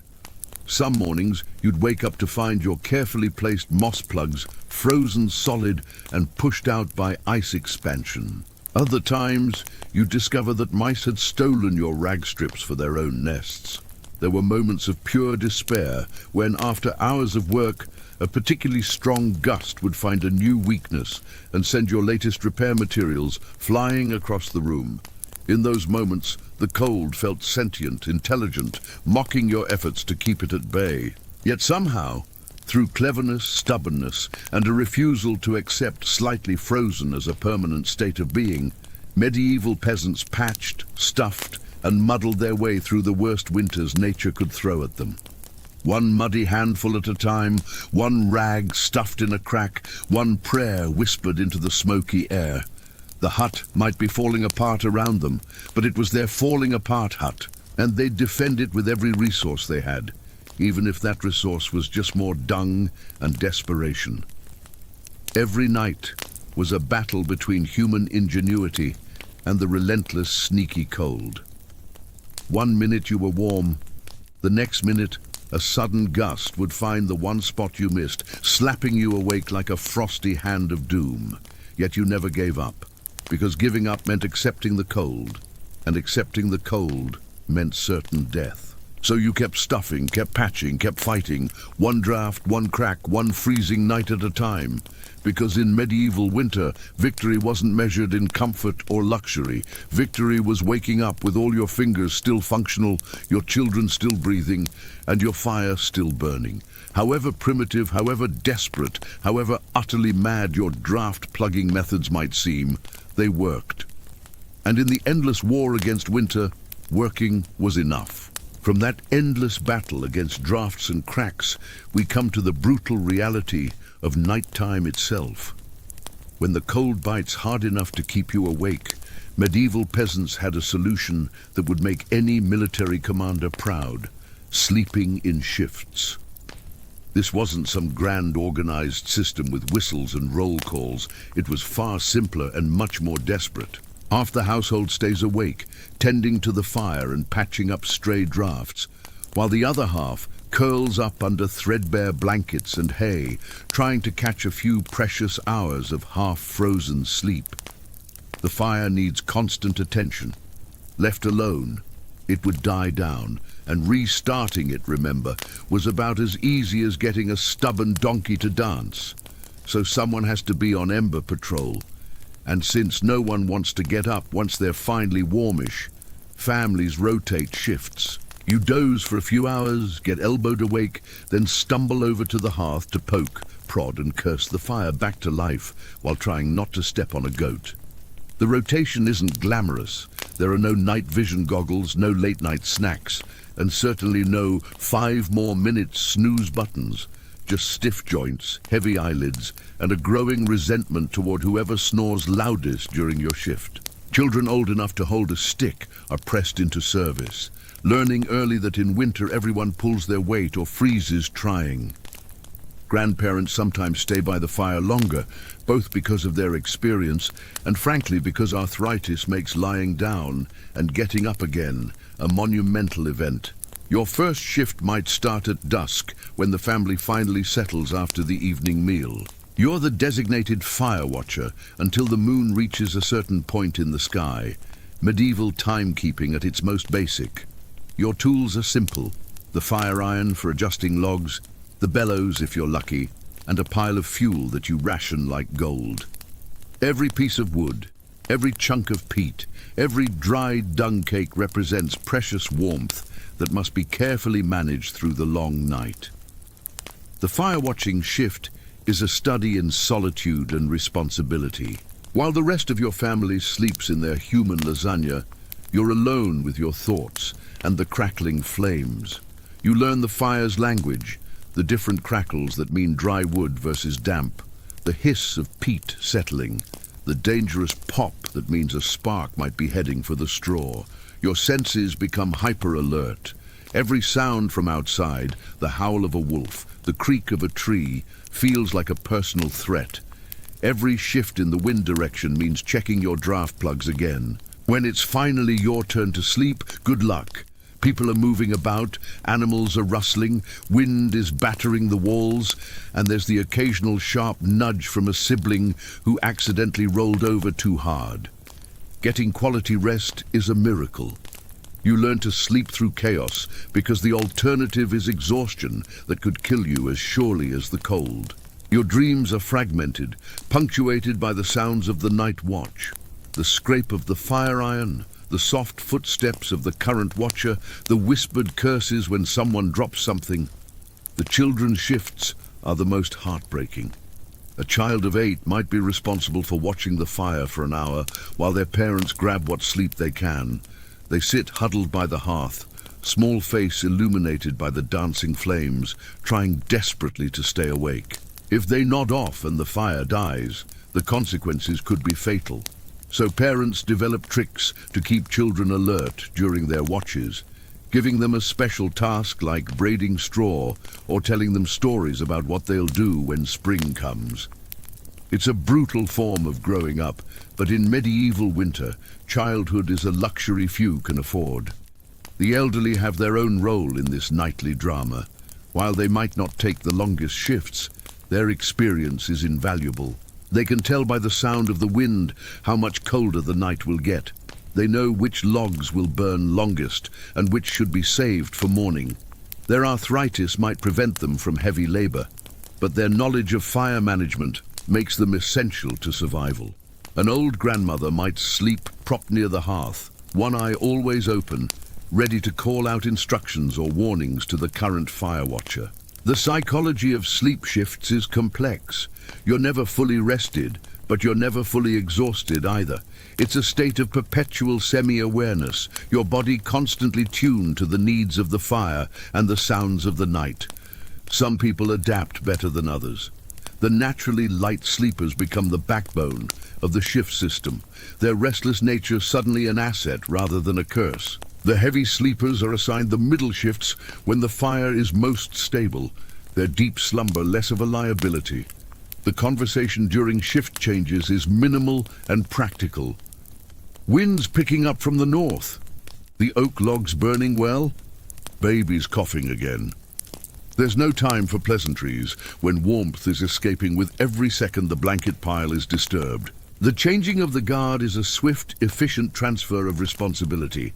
A nod, a pointing finger toward a particular ember that needs watching. Then the previous watcher diving into the still warm spot in the human pile. The consequences of failed shift duty are immediate and terrifying. Wake up to a dead fire and you'll face a morning of shivering misery that could easily turn deadly. Children might not survive the sudden temperature drop. The elderly could succumb to respiratory failure. The water bucket will be frozen solid, the food stores rock hard, and everyone's morale shattered. So you take your shift seriously, fighting sleep with every trick you know, pinching yourself, standing up, even tasting a bit of salt to keep your eyes open. But there are unexpected benefits to this broken sleep pattern. The quiet night watches become times of reflection and planning. You might use the time to repair tools, weave baskets, or simply watch your sleeping family and remember why you're fighting so hard to survive. The solitude, while lonely, provides moments of peace in an otherwise chaotic existence. Some peasants even report having their best ideas during these quiet night watches, solutions to problems that seemed insurmountable by daylight. As winter deepens, the shift system becomes more refined. You learn who makes the most reliable fire watches, which family members need to be paired together to stay alert, when to schedule the strongest adults for the coldest pre-dawn hours. The system becomes a well-oiled machine, each person knowing their role, each shift change happening with minimal disruption to the precious warmth trapped in the hut. By the time dawn finally bleeds through the animal hide covering your window, the entire family is exhausted but alive. The fire still burns, the worst of the cold has been held at bay, and you've survived another night. There's no celebration, just the grim satisfaction of having outwitted winter for a few more hours. You stumble through the morning routines, your body aching for proper sleep, knowing that tonight the whole process will begin again. Because in medieval winter, survival isn't about getting a good night's sleep. It's about getting enough sleep to function and making sure everyone else does too.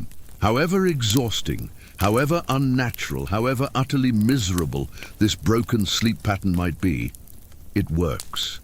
And in the endless battle against the cold, working is the only thing that matters. From that exhausting rotation of sleep shifts and fire watching, we arrive at the most fundamental survival skill of all: how you breathe.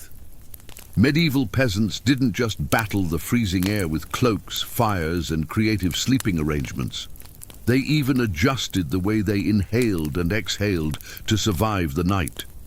Because in winter, every breath could be your last if you did it wrong. The problem was simple but deadly. Deep, open-mouthed breathing pulled icy air straight into your lungs. In a world where pneumonia could kill you faster than you could say, "Hail Mary," that was a risk nobody wanted to take. So peasants learned the art of what you might call survival breathing. Instead of sucking in huge gulps of air like they'd just run a marathon, they kept their breathing shallow, slow, and most importantly, through the nose. The idea was to gently warm the incoming air a bit before it hit their lungs. It wasn't perfect, but it was better than coughing yourself into the grave by February. If you accidentally took a big mouthful of cold air, congratulations. You just bought yourself a ticket to a week of hacking up bits of what felt like your soul. That sharp, stabbing pain in your chest wasn't just discomfort, it was the beginning of what medieval people called winter fever, and it killed more peasants than any sword or battle ever did. There were no doctors in sight, just grandma treating you with hot onion tea and firm prayers, while everyone else tried not to catch whatever you had. Some people took breathing precautions to the next level. They'd tuck parts of their cloaks, shawls, or rags up over their faces while they slept, creating a makeshift breath-warmer barrier. Of course, this also meant you ended up with a damp, slightly soggy fabric patch clinging to your mouth by morning. But hey, it beat freezing from the inside out. The cloth would trap your exhaled warmth and pre-warm the incoming air, creating a crude but effective personal heating system for your airways. By dawn, that cloth would be stiff with frozen breath moisture, a physical record of every life-sustaining inhalation you'd managed through the night. Children were taught these tricks early on. Parents would scold little ones for panting like dogs indoors during the cold months. "Breathe through your nose, child. Do you want to catch your death?" Became a constant winter refrain. Kids learned to control their breathing during play, during chores, even in their sleep. It was a form of bodily discipline that modern children can't imagine, controlling the most automatic function of your body, because failure could mean weeks of suffering or worse.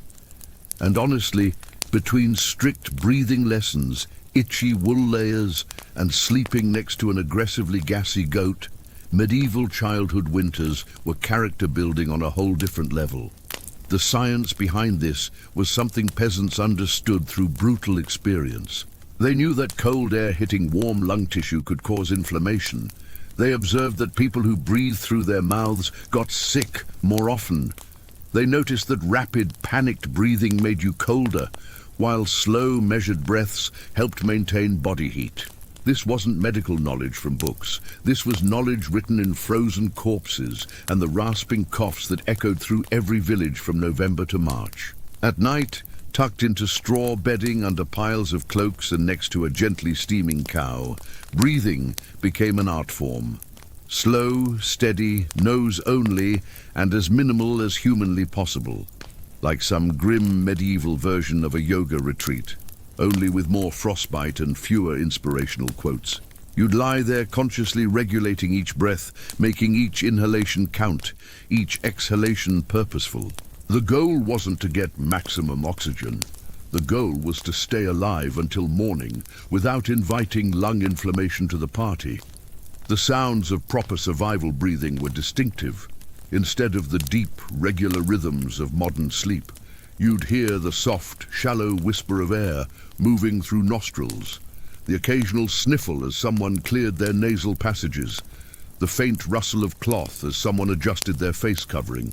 It was the soundtrack of controlled desperation, a chorus of people consciously fighting to keep their most basic bodily function from killing them.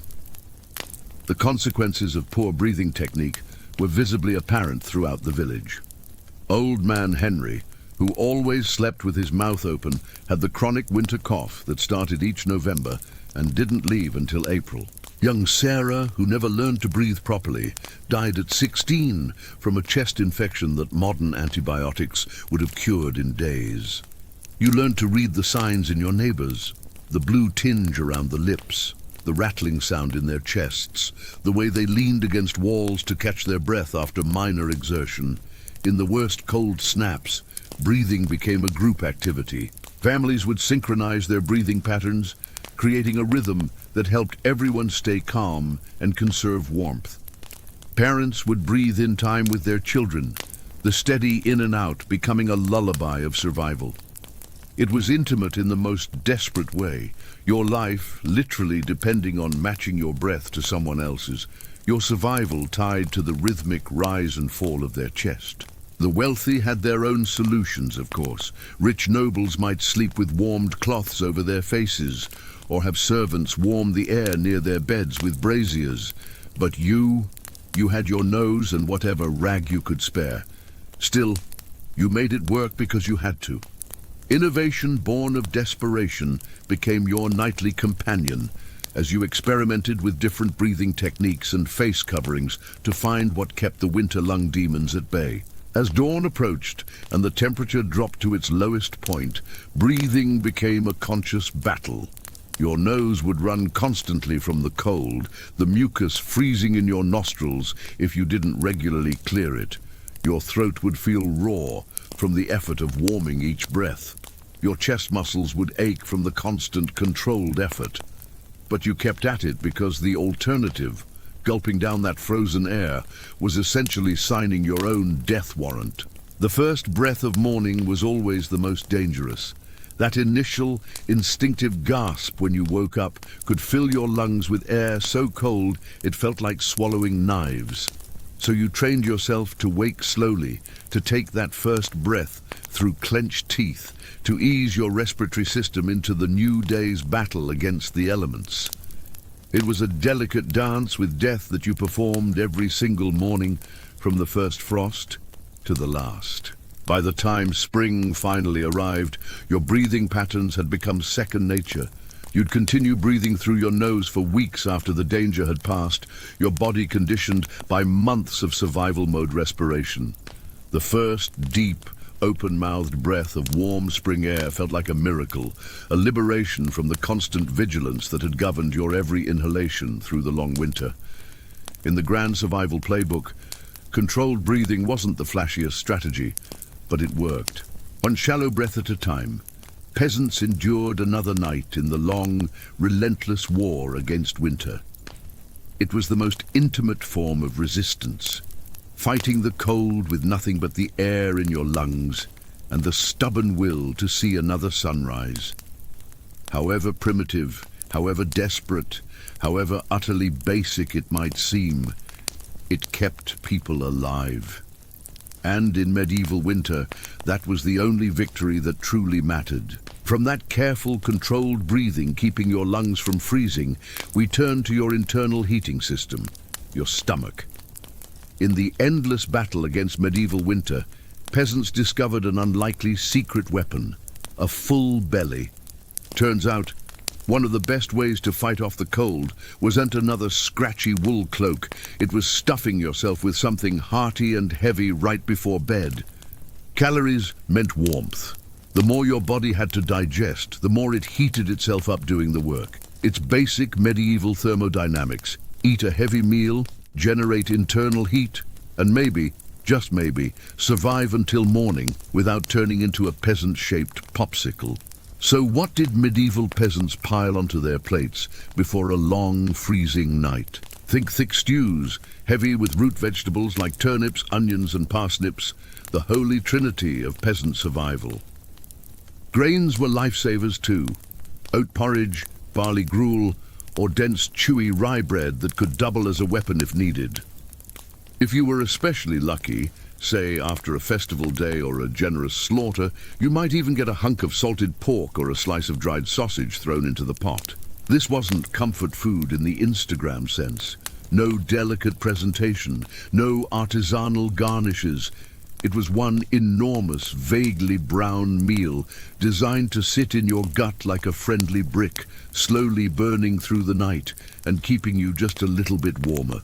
The goal wasn't taste, the goal was thermal mass. You weren't eating for pleasure, you were eating for survival, and every bite was fuel for your internal furnace. The evening meal became a carefully calculated thermal event. You'd eat your largest portion right before bed, timing it so the digestive process would peak during the coldest hours of the night. That heavy feeling in your stomach wasn't indigestion. It was hope, literally warming you from the inside out. The rich might have fur blankets and heated stones, but you had last night's turnip stew working its magic in your gut. And honestly, it was just as effective. It wasn't just about eating a lot, it was about eating smart. Foods that took longer to digest provided a slow, steady trickle of warmth. Fatty foods were particularly prized, not just for the energy they provided, but because fat burns slower than lean meat. A belly full of stew, bread, and a questionable amount of lard. Peak medieval winter luxury. You'd feel the heat spreading through your body almost immediately, a gentle warmth that started in your core and slowly radiated outward to your freezing extremities. Parents made sure even the pickiest children ate heartily. Nobody cared if little Thomas didn't like turnips. You ate the turnips, or you shivered through the night thinking about how much you missed the turnips. Harsh but effective parenting. Medieval style. Children were given extra portions before bed, their small bodies needing all the fuel they could get to fight off the cold. A child with a full belly slept warmer, and a warm child was a child who might see spring. The preparation of this last meal was a ritual in itself. The family pot, that eternal, never-emptied cauldron, would be pulled closer to the fire. Whatever scraps were available went in. Yesterday's bread soaked in broth, whatever root vegetables hadn't frozen solid, maybe some dried beans if you were feeling fancy. The result was a thick, hearty sludge that sat heavy in your stomach for hours. It wasn't gourmet, but it was effective. The medieval equivalent of throwing another log on the fire, except the fire was your digestive system. The science behind this was something peasants understood instinctively. They noticed that hungry people got cold faster. They observed that well-fed families survived harsh winters better. They didn't know about metabolism or thermogenesis, but they knew that a full belly meant a warmer body. This knowledge was passed down through generations, becoming as fundamental to winter survival as knowing how to bank a fire or stuff drafts. Of course, heavy nighttime eating came with its own hazards. You might be warmer, but you were also risking a night of vivid, bizarre dreams, fueled by a stomach trying desperately to process an entire field's worth of cabbages. The combination of heavy food, smoke inhalation, and general exhaustion created dreams that could border on hallucinations. You'd wake up wondering if you'd actually been chased by a giant turnip, or if that was just last night's dinner talking. Then there were the digestive consequences. All that heavy, fibrous food moving through your system meant, well, let's just say the nighttime trip to the chamber pot became more frequent. Nothing ruins a warm, cozy feeling like having to leave the human lasagna to brave the freezing cold to relieve yourself. Some peasants kept a pot in the corner for emergencies, but that just added another aroma to the already complex bouquet of the hut. The wealthy had their own version of calorie furnaces, of course.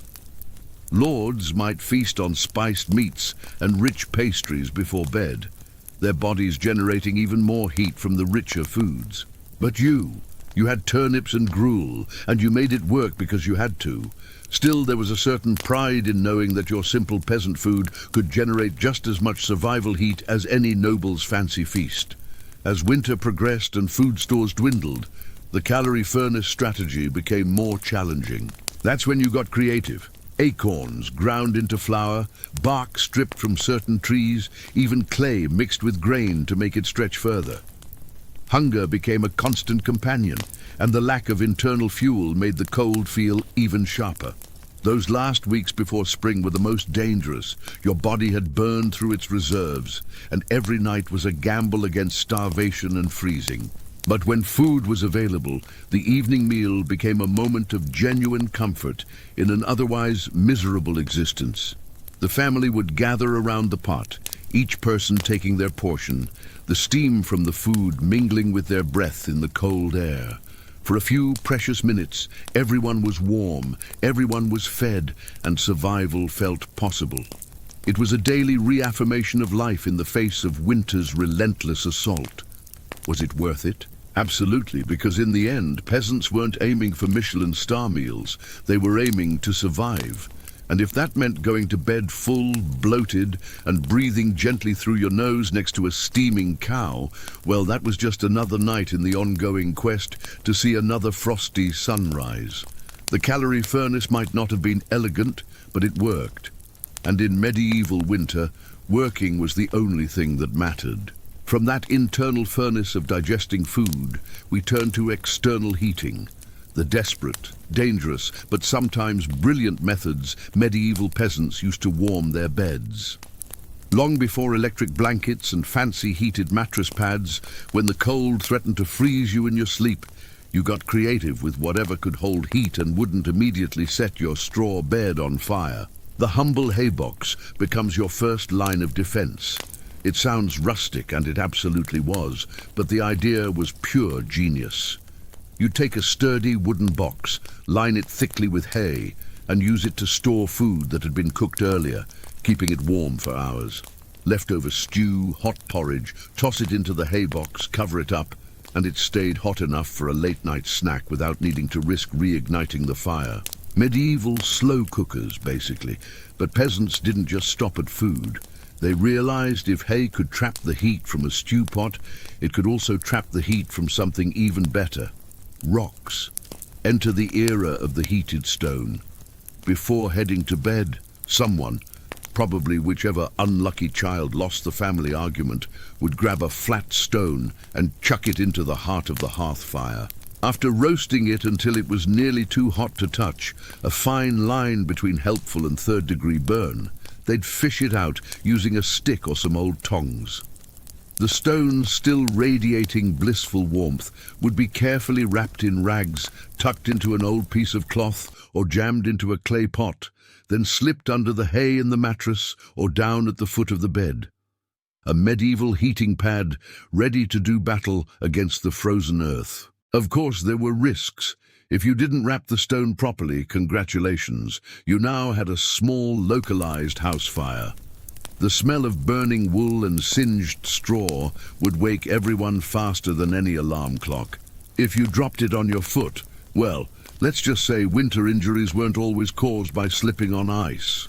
But when everything went right, that stone provided precious, comforting warmth that could last for hours. It wasn't luxurious, but when you lived in a half-frozen hut, luxury was defined as not waking up with icicles dangling from your nose. The selection of the perfect heating stone became an art form. You wanted one that was flat and smooth, without cracks that might split when heated. The ideal stone was about the size of 2 hands put together, large enough to hold heat, but small enough to handle safely. River stones were prized because they tended to be less porous and therefore less likely to explode from trapped moisture. Because yes, that happened too. A damp stone heated too quickly could literally explode like a primitive grenade, sending sharp fragments flying across the hut. Nothing ruins a cozy evening like being impaled by your own bed warmer. The wrapping ritual was equally important. You'd use old rags, preferably wool, wrapping layer upon layer until the stone was a lumpy bundle that resembled a sad, misshapen baby. The best wrappers could create an insulation system that released heat slowly throughout the night. Too many layers and the stone's warmth never reached you. Too few and you'd be treating burns by morning. Children practiced with cool stones, learning the proper wrapping technique as part of their winter education. Then there were the more advanced methods. Some peasants used bricks instead of stones, if they were lucky enough to have spare bricks. Others filled metal containers with hot coals from the fire, creating what amounted to a medieval hot water bottle without the water. The truly innovative would heat sand in a pan and then pour it into a leather bag, creating a flexible warmer that could be positioned against particularly cold body parts. You're aching back after a day of labor? Meet your new sandy friend. The timing of bed warmer deployment was crucial. You had to heat the stone during the last stirring of the fire before banking it for the night. Too early, and it would cool before you needed it. Too late, and you'd be up half the night waiting for it to heat. The entire family's bedtime revolved around the stone's readiness. Is the stone hot yet? Became the medieval equivalent of, "Are we there yet?" asked repeatedly by shivering children, desperate for any scrap of comfort. The sharing of bed warmers required delicate negotiation. In a family of 8, you might only have 1 or 2 good heating stones. Who got them? Usually the youngest and oldest, the most vulnerable to the cold. But sometimes they'd be rotated through the night, passed from one shivering family member to another during sleep shift changes. The stone would gradually cool as it moved through the human lasagna, its warmth distributed like a precious resource until nothing remained but a cold rock to be reheated the next evening. The psychological effect of these primitive warmers can't be overstated. That little patch of warmth in an otherwise freezing bed represented hope itself. Pressing your frozen feet against a warm stone wrapped in rags felt like a miracle. For a few precious hours, you could almost imagine you were comfortable, that winter wasn't trying to kill you, that maybe, just maybe, you'd survive until spring. It was a tiny island of warmth in an ocean of cold, and you clung to it with every fibre of your being. Of course, the wealthy had their own versions. Lords might have copper bed warmers filled with hot coals, operated by servants who knew exactly how to avoid setting the expensive linens on fire. But you had your rock and your rags, and you were grateful for them. There was even a certain pride in making do with what nature provided, in mastering the art of stone heating through trial and error. Mostly error at first, until you learned which stones worked best and how to handle them safely. As the night wore on and the stone cooled, you'd face the gradual return of the cold. The warmth would fade slowly, leaving you increasingly aware of the freezing air around you.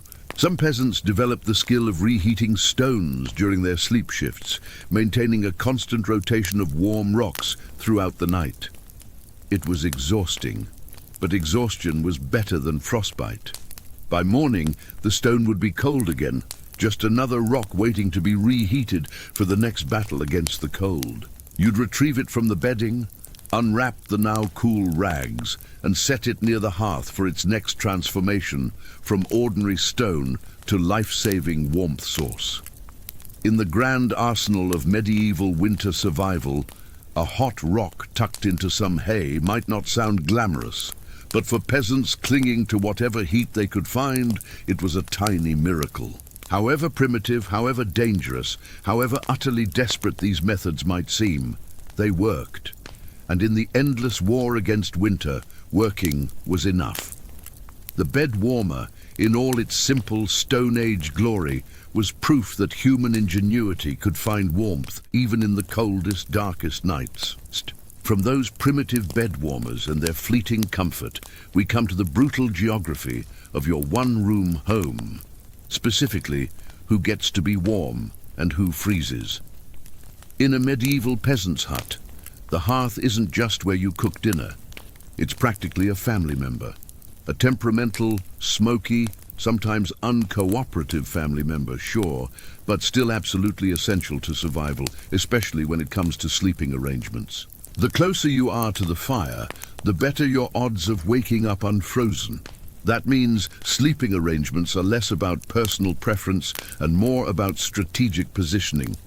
Infants, the elderly, and anyone sick or frail get first dibs on prime real estate. Parents, older kids, and sturdier adults fan out from there like human insulation layers. Being assigned a spot close to the fire isn't just kindness, it's basic survival math. Babies are fragile heat generators, and elders are precious repositories of family knowledge. And let's be honest, the best gossip. Protecting them with prime warmth is non-negotiable. But it's not all cozy toasting by the flames. Too close, and you risk waking up with your hair singed or your cloak smouldering suspiciously. Too far, and you're basically camping in an icebox. It's a delicate dance. Stay near enough to bask in the fire's glow, but not so near that you have to explain to your neighbor why you now look like a half-cooked roast. The sweet spot is about 2 adult paces from the hearth, close enough to benefit from the radiant heat, far enough to avoid spontaneous combustion. The fire also doesn't spread warmth evenly. It mostly roasts the people directly in front of it, while everyone else fights over the narrow cone of heat, like cold lizards jostling for a sunbeam. If you're lucky enough to fall asleep facing the fire, you might have one blissfully warm side and one side frozen so solid you could probably knock on it. This leads to the nightly ritual of the fire turn. Every few hours, someone would call out, and the entire human lasagna would rotate in unison, like some shivering multi-layered rotisserie of survival. Children learn their place in this thermal hierarchy early. The youngest sleep pressed against their parents in the warm zone, their small bodies tucked into whatever space can be found between adults. As they grow older, they're gradually moved outward, learning to tolerate more cold as they become hardier. By age 7 or 8, a child might be sleeping on the outer edges, their body now considered sturdy enough to serve as insulation for the more vulnerable family members. It's a brutal introduction to the realities of peasant life. Your comfort matters less than the community's survival.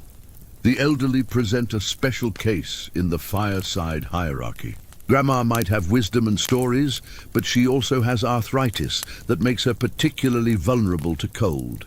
Grandpa might know which mushrooms won't kill you, but his aging body can't generate heat like it used to. So the old folks get preferential placement, but there's always the unspoken calculation. How much warmth do you allocate to someone who might not see spring anyway? It's cold calculus of the most heartbreaking kind. Pets and livestock, of course, muscle in too. A dog might wedge itself between you and the fire, tail wagging dangerously close to open flame. Chickens sometimes perch perilously on hearthstones, clucking softly into the night like tiny, feathery guardians of warmth. The animals understand the hierarchy instinctively. They know where the warmth is and will fight for their share. A particularly determined goat could disrupt the entire sleeping arrangement, leading to midnight arguments conducted in hissed whispers so as not to wake the children. The nightly negotiation for sleeping positions is a masterclass in family politics. I'll take the drafty spot tonight if I can have the warm stone tomorrow. You had the good spot yesterday. It's my turn. These aren't petty arguments. They're negotiations for survival resources. Parents become thermal referees, mediating disputes and making executive decisions about who sleeps where, based on who looks most likely to succumb to the cold. The consequences of poor placement are immediate and visible. Wake up on the wrong side of the human pile and you might find your blanket frozen to the wall. Sleep too close to a drafty section and you'll develop a cough that lasts for weeks. Children who end up on the cold edges might wake with blue lips and sluggish movements, requiring urgent warming by the fire before permanent damage sets in. Every morning includes a quick assessment. Is everyone moving properly? Any fingers or toes looking suspiciously white? Wealthier peasants might have slightly more sophisticated systems. A family with a slightly larger hut might use hanging blankets to create thermal zones, or have a raised sleeping platform that keeps them further from the freezing dirt floor. But for most, it's just the brutal mathematics of bodies versus cold air. With the fire as the only variable that can be controlled, the social dynamics of the fireside hierarchy extend beyond the immediate family. When visitors come during winter, a traveling relative, a neighbor whose roof collapsed, they're immediately assessed and placed in the thermal lineup. A healthy young man might be expected to take a cold edge spot. A nursing mother and her infant would be ushered toward the warmth. It's hospitality, medieval style. We might not have much, but we won't let you freeze to death on our floor. Probably. As the night wears on, the hierarchy becomes fluid. People shift and move in their sleep, unconsciously seeking warmth. The human pile reconfigures itself multiple times during the night, a slow, sleepy dance of thermal optimization. By morning, you might find yourself pressed against someone you started the night 5 feet away from, both of you having gravitated toward whatever warmth source you could find. The fireside hierarchy isn't just about physical survival. It's about maintaining family structure in the face of constant threat. The strong protect the weak, the young respect the old. Everyone has a role, everyone has a place. However uncomfortable, however unfair it might seem on any given night, the system works because it has to. When spring finally comes and you can sleep without calculating thermal gradients, the relief is palpable. But you know that come next winter, the hierarchy will re-establish itself, as reliable and unchanging as the cold itself. Because in medieval winter, survival isn't just about individual endurance. It's about knowing your place in the thermal order and accepting it for the good of the family. However cold your spot might be, however much you envy the person closer to the flames, you understand that this arrangement is why your family survives winter after winter, generation after generation, and that knowledge, in its own way, is as warming as any fire. From that carefully negotiated fireside hierarchy within your family, we expand to the larger survival network, your village. In the medieval world, no one survives winter alone unless they want to become a very stylish frozen statue by January. Survival isn't just a family affair, it's a village project, a messy, muddy, loud collaboration where everyone's warmth and life depends on everyone else. The peasants know that in the dead of winter, a strong fire and a pile of hay can only do so much. If your neighbor's house goes dark, you notice. If the smoke from old Tom's hearth suddenly stops curling into the sky, someone goes to check. And not just because Tom owes you a chicken, though that might be part of it, but because community means survival. Villages have unofficial winter watchers, often the young or the elderly, who can't work the fields, but can keep an eye on who's coughing too hard, who hasn't come to barter at the market in a few days, or whose home looks a little too still in the morning frost. If a family's fire goes out, it's a near emergency.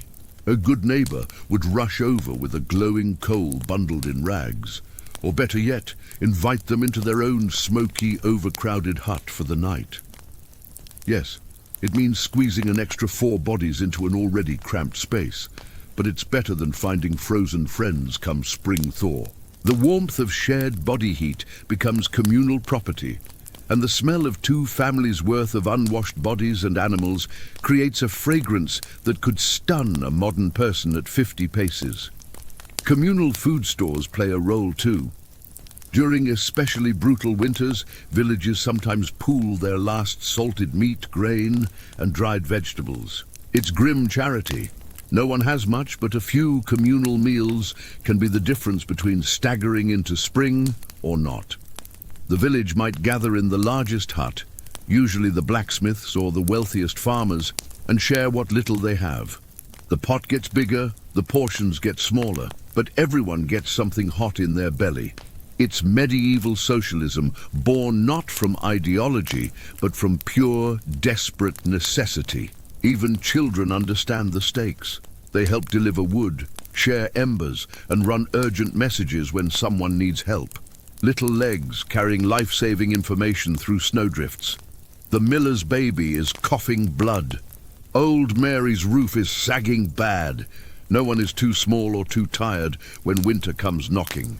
Children become the nervous system of the village, their small bodies darting between huts, connecting households in a web of mutual dependence. Sure, medieval villages aren't all sunshine and hugs. Feuds happen. Disputes over land, goats, or who borrowed whose good cooking pot never really go away. But when the nights grow deadly cold, old grudges are often quietly shelved. After all, your rival is still worth saving because tomorrow it might be you needing rescue. That man you haven't spoken to since he let his pig ruin your cabbage patch? Well, his wife knows how to make a poultice that might save your daughter's frostbitten feet, so maybe it's time to swallow your pride. The village becomes a living organism, each household a cell dependent on the others. The blacksmith shares his forge warmth during the day for those who need to thaw frozen fingers. The baker lets people warm themselves by his oven after the day's baking is done. The widow, with the herbal knowledge, trades remedies for firewood. Everyone has something to offer, even if it's just strong arms to help patch a collapsing roof before the next snowstorm. The soundscape of a cooperating village is distinctive. Instead of isolated silence, you hear the constant comforting sounds of community, axes chopping wood for elderly neighbors, the scrape of snow shovels clearing paths between huts, children being sent to check on the sick, the distant sound of multiple hearths crackling, a chorus of survival that says, "We're still here, we're still fighting." When someone does die, despite all efforts, the village mourns collectively, but even death becomes practical. The frozen ground means burial might have to wait until spring, so bodies are stored in the coldest hut or buried in shallow graves marked with stones. There's no time for prolonged grief. Winter doesn't care about your sadness. The village must keep moving, keep surviving, because stopping means more graves to dig come thaw. The psychological impact of this interdependence can't be overstated. You're never truly alone in your struggle. The knowledge that others are watching out for you, that help might come if things get truly desperate, provides a mental warmth almost as valuable as physical heat. Loneliness can kill as surely as cold, and the village ensures nobody faces winter completely alone. Wealthy villages might have more formal systems, a designated shelter for the homeless, organized wood collections for the elderly. Poorer villages make do with whatever informal networks they can maintain. But rich or poor, the principle remains the same. Isolation equals death. Community equals survival. Your neighbor's suffering is your business, because their frozen corpse could mean one less pair of hands to help when your roof collapses.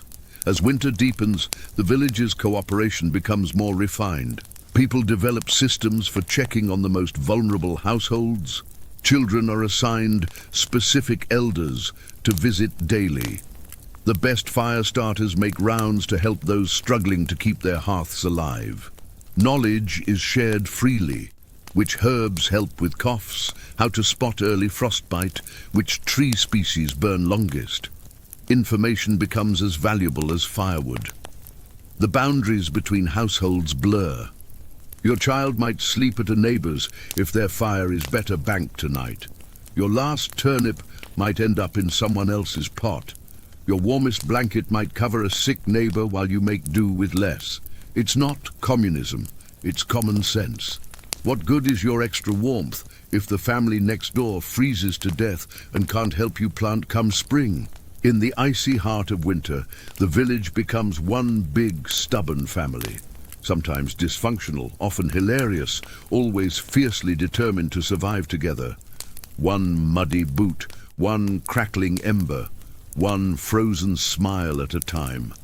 However much you might argue with your neighbors during harvest season, however many chickens might mysteriously disappear between properties, when the snow falls and the wind howls, you're all in this together.